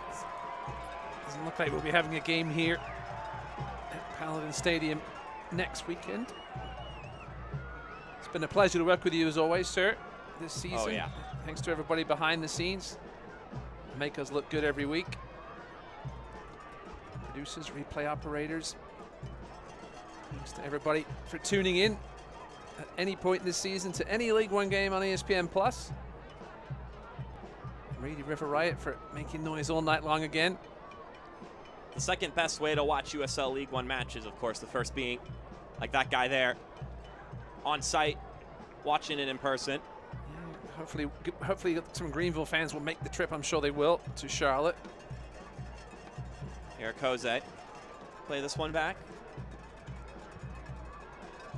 And that one should be a free kick, handball off of Devin Boyce. This segment of the match brought to you by ScanSource, accelerating growth for partners and calling Greenville home for 30 years.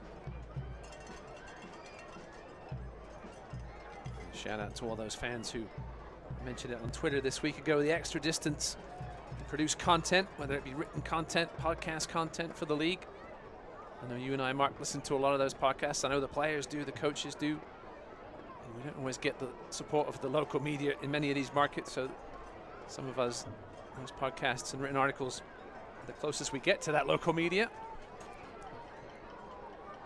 They're the ones on the beat, per se. They are.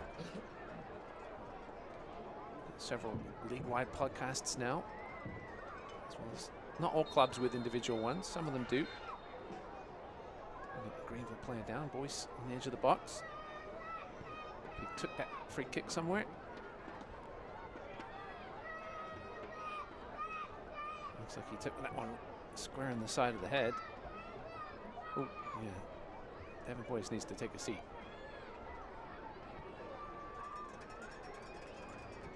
Nothing else, he's probably got a ringing in his ear from that one. Yeah, we'll see who John Harps goes with on the right. I think that's really the only open spot for now in the Greenville. Who starts on that right side? Plenty of options. It's going to be interesting to see. Boys play more of a central role tonight. We see McKinnon there. We see Frankie there. Boyce there on that right side. Remember during the week you asked John Harks what 3 things would his team need to do to, once you go into the playoffs, find some playoff victories, to find a title. And he said there's only one thing that we need to do, and it's that we need each of the players to bring the best out of each other. Talked about how hungry his side is and ready to prove themselves. I think you mentioned the point you bring up earlier about their lack of results against some of those top-of-the-table teams. I'm sure they're very well aware of it as well and are looking to change that in the most important matches of them all. And we know how important defense can be in the playoffs. Greenville have had the success against Charlotte. They've scored against Charlotte. They're going to have to create the chances tonight, just haven't finished them. You have to think one goal might not be enough against Charlotte. They've scored twice against them. Certainly had their number. I think Greenville will go into that contest relatively confident they can pull out a result there. Castro. It's almost like we're waiting for Greenville to have that one game where they really finish those chances, Mark. Maybe that comes in the playoffs. And North Carolina with a late goal to take a 2-1 lead over Knoxville. Unfortunately, it doesn't really matter. Well, it matters for the Hailstorm. Well, it does matter for, yes, not for Omaha, I should say. It does mean that late game tonight will be meaningless if North Carolina can hold on there to that 2-1 lead.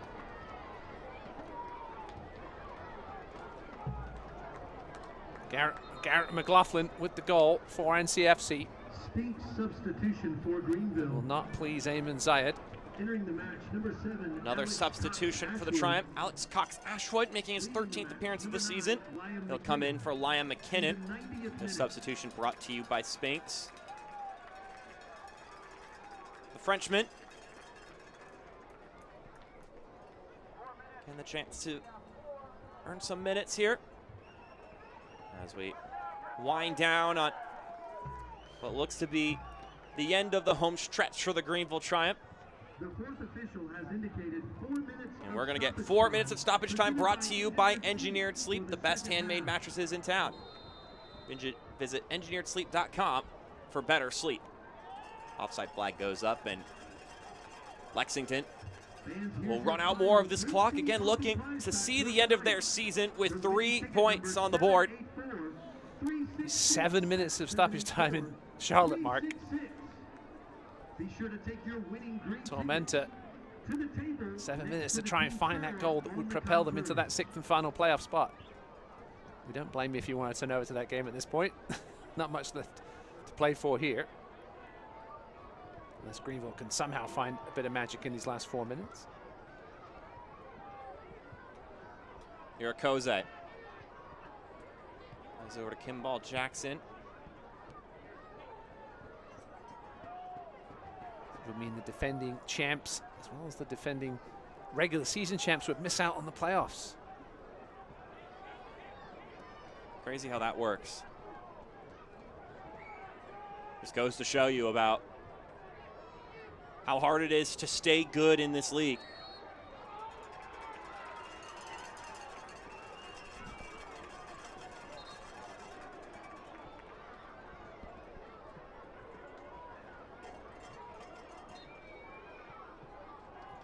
Devin Boyce over to Gavilanes. He provides service in. The header bounces down, saved by Causey. Once again, Ross, another moment for Greenville, but doesn't quite have the venom necessary to find the back of the net. It's tough from that spot for Nate Schultz to really put a lot of heat behind that one.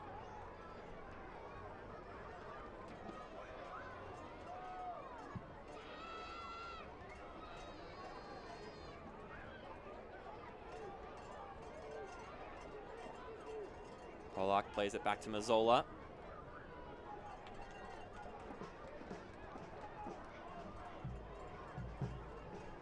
Now Pollock plays it forward. Here's Alex Cox-Ashwood.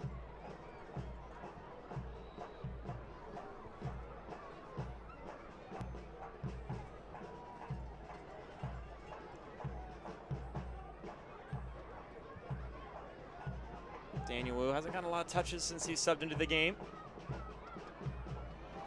Yeah, he played a lot earlier in the season when Greenville were dealing with all those injuries, but hasn't featured much since then. Daniel Wu, rookie at Georgetown. Avalanyez whips it back to Labovitz. Labovitz blasts that one across, but way too much juice on it.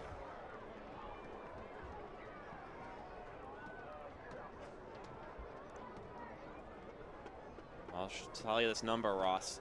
The expected goals right now is Greenville 1.37 to Lexington's 0.07. Sometimes how this game goes, Mark. Substitution for Lexington FC. So we're going to get a substitution here, and it's going to be the professional debut of one youngster, Luke Phillips, the club's first ever USL Academy signing. Is going to come into the game for its final moments for Austin Kazi. Big congratulations to Luke for getting this opportunity. The third goalie on that roster. Listen, it's good to see because Nacho Novo, he made this young man come on this trip because otherwise they would have got fined for having less than 18 on the roster. So good for him, good for Luke. It's not like a Male Knight hasn't proved his worth this season and what he can do, so might as well get that debut appearance for the young goalkeeper. Pollock drills this one in. Greenville still looking to maybe ruin this debut. Labovitz keeps it in play, and Greenville score! Jacob Labovitz hits the back of the net, scoring his third goal as a pro.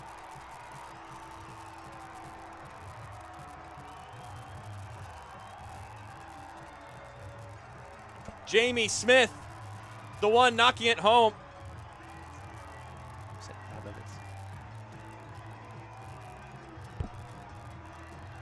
It's 1-1 here.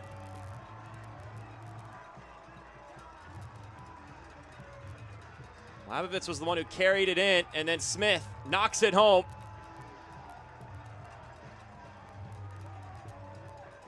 Well, poor Luke Phillips.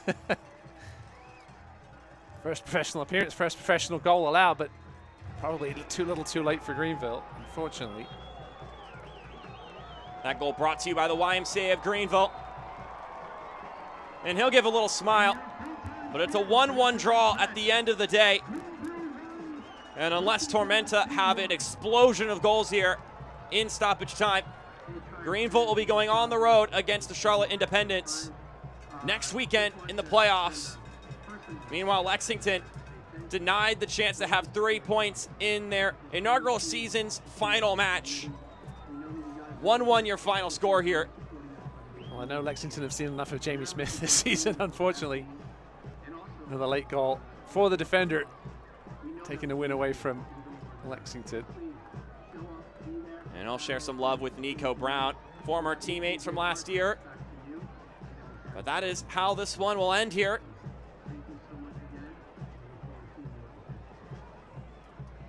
And this, the final match of the season at Paladin Stadium. The fans will savor this one while they can, and then we'll look forward to the playoffs next weekend. And we've got a postseason or post-game coverage to look forward to here on the other end of this break.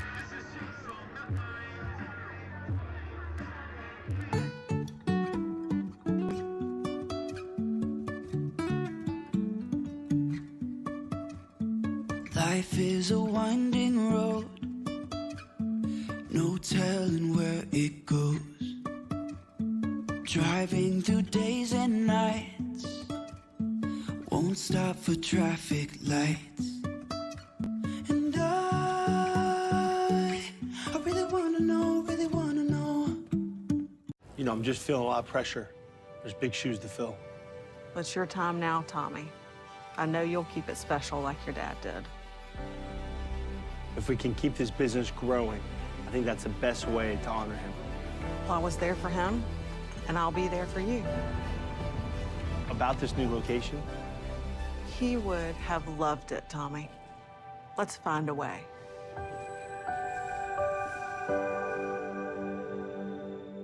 Whenever the Greenville Tramps score not 1, but 2 goals during any home game, fans score big with 10% off on all fresh, scratch-made food at Habitat. Just grab a table, show your game day ticket while wearing your Triumph gear. Don't forget, you can always come cheer on the team while watching the away games during our watch parties. Habitat, proud sponsor of the Greenville Triumph. One last time back at Paladin Stadium for post-game coverage. Jamie Smith with the late equalizer to make this a 1-1 affair between the Greenville Triumph and Lexington Sporting Club. Mark Schoenster alongside me, Ross Davenport. Got some highlights to dig into here. And here they are, the GSP International Airport high-flying plays of the match. Opportunities aplenty for Greenville in this game, but for so much of it, they just couldn't quite find the back of the net, Ross, just lacking that little bit of quality necessary to find the lead, to find the advantage, which it was in their power to find 3 points in this game and get a home match next weekend. They just couldn't quite get to the end of it for one reason or another. Yeah, it was just one of those nights. Chances. Lexington did a good job defensively for the most part. Obviously helped by the woodwork twice. And then just an error here between Jared Mazzola and Jamie Smith. Jamie Smith getting an own goal would be the player to score on both ends of the pitch in the second half. Just off the punch from Mazzola. A stroke of bad luck or a stroke of good luck, depending on how you want to look at it. And then in the 95th minute, ruining the pro debut for Luke Phillips, Jacob Labovitz is insistent, and Jamie Smith puts it home, making it a 1-1 game once the final whistle rung. It's good work by Labovitz to stay with it there, Jamie Smith. Just in the right place at the right time to score both goals. Gets himself amped up for that one. 3 goals on the year for Jamie Smith. Here are your Coca-Cola full-time stats. Well, it's a bit lopsided, Ross, but like it goes sometimes with the beautiful game, all that matters is the tally up top, which is the goals. 1 apiece for these two sides. It's how the season will end for Lexington, so they now will go into the offseason. A lot to think about, a lot to review and go over. Important couple of months coming up for Sam Stockley, for Nacho Novo, and the rest of these guys. Congratulations to a well-fought first season for Lexington in USL League One. Meanwhile, for the Greenville Triumph, they will go on the road against the Charlotte Independents, who just wrapped up with Tormenta. 1-1 draw there. So the 4-5 matchup is solidified. American Legion Memorial Stadium next weekend. It'll be John Harkes versus Mike Jeffries on the sidelines. But a lot of talented players on the pitch to try to advance to the semifinals. Well, for this broadcast and for our Greenville crew, Ross Davenport, I'm Mark Schoenster. We appreciate you tuning in this entire season. We hope you enjoy the rest of the USL League One year here on ESPN+. Have a fantastic night.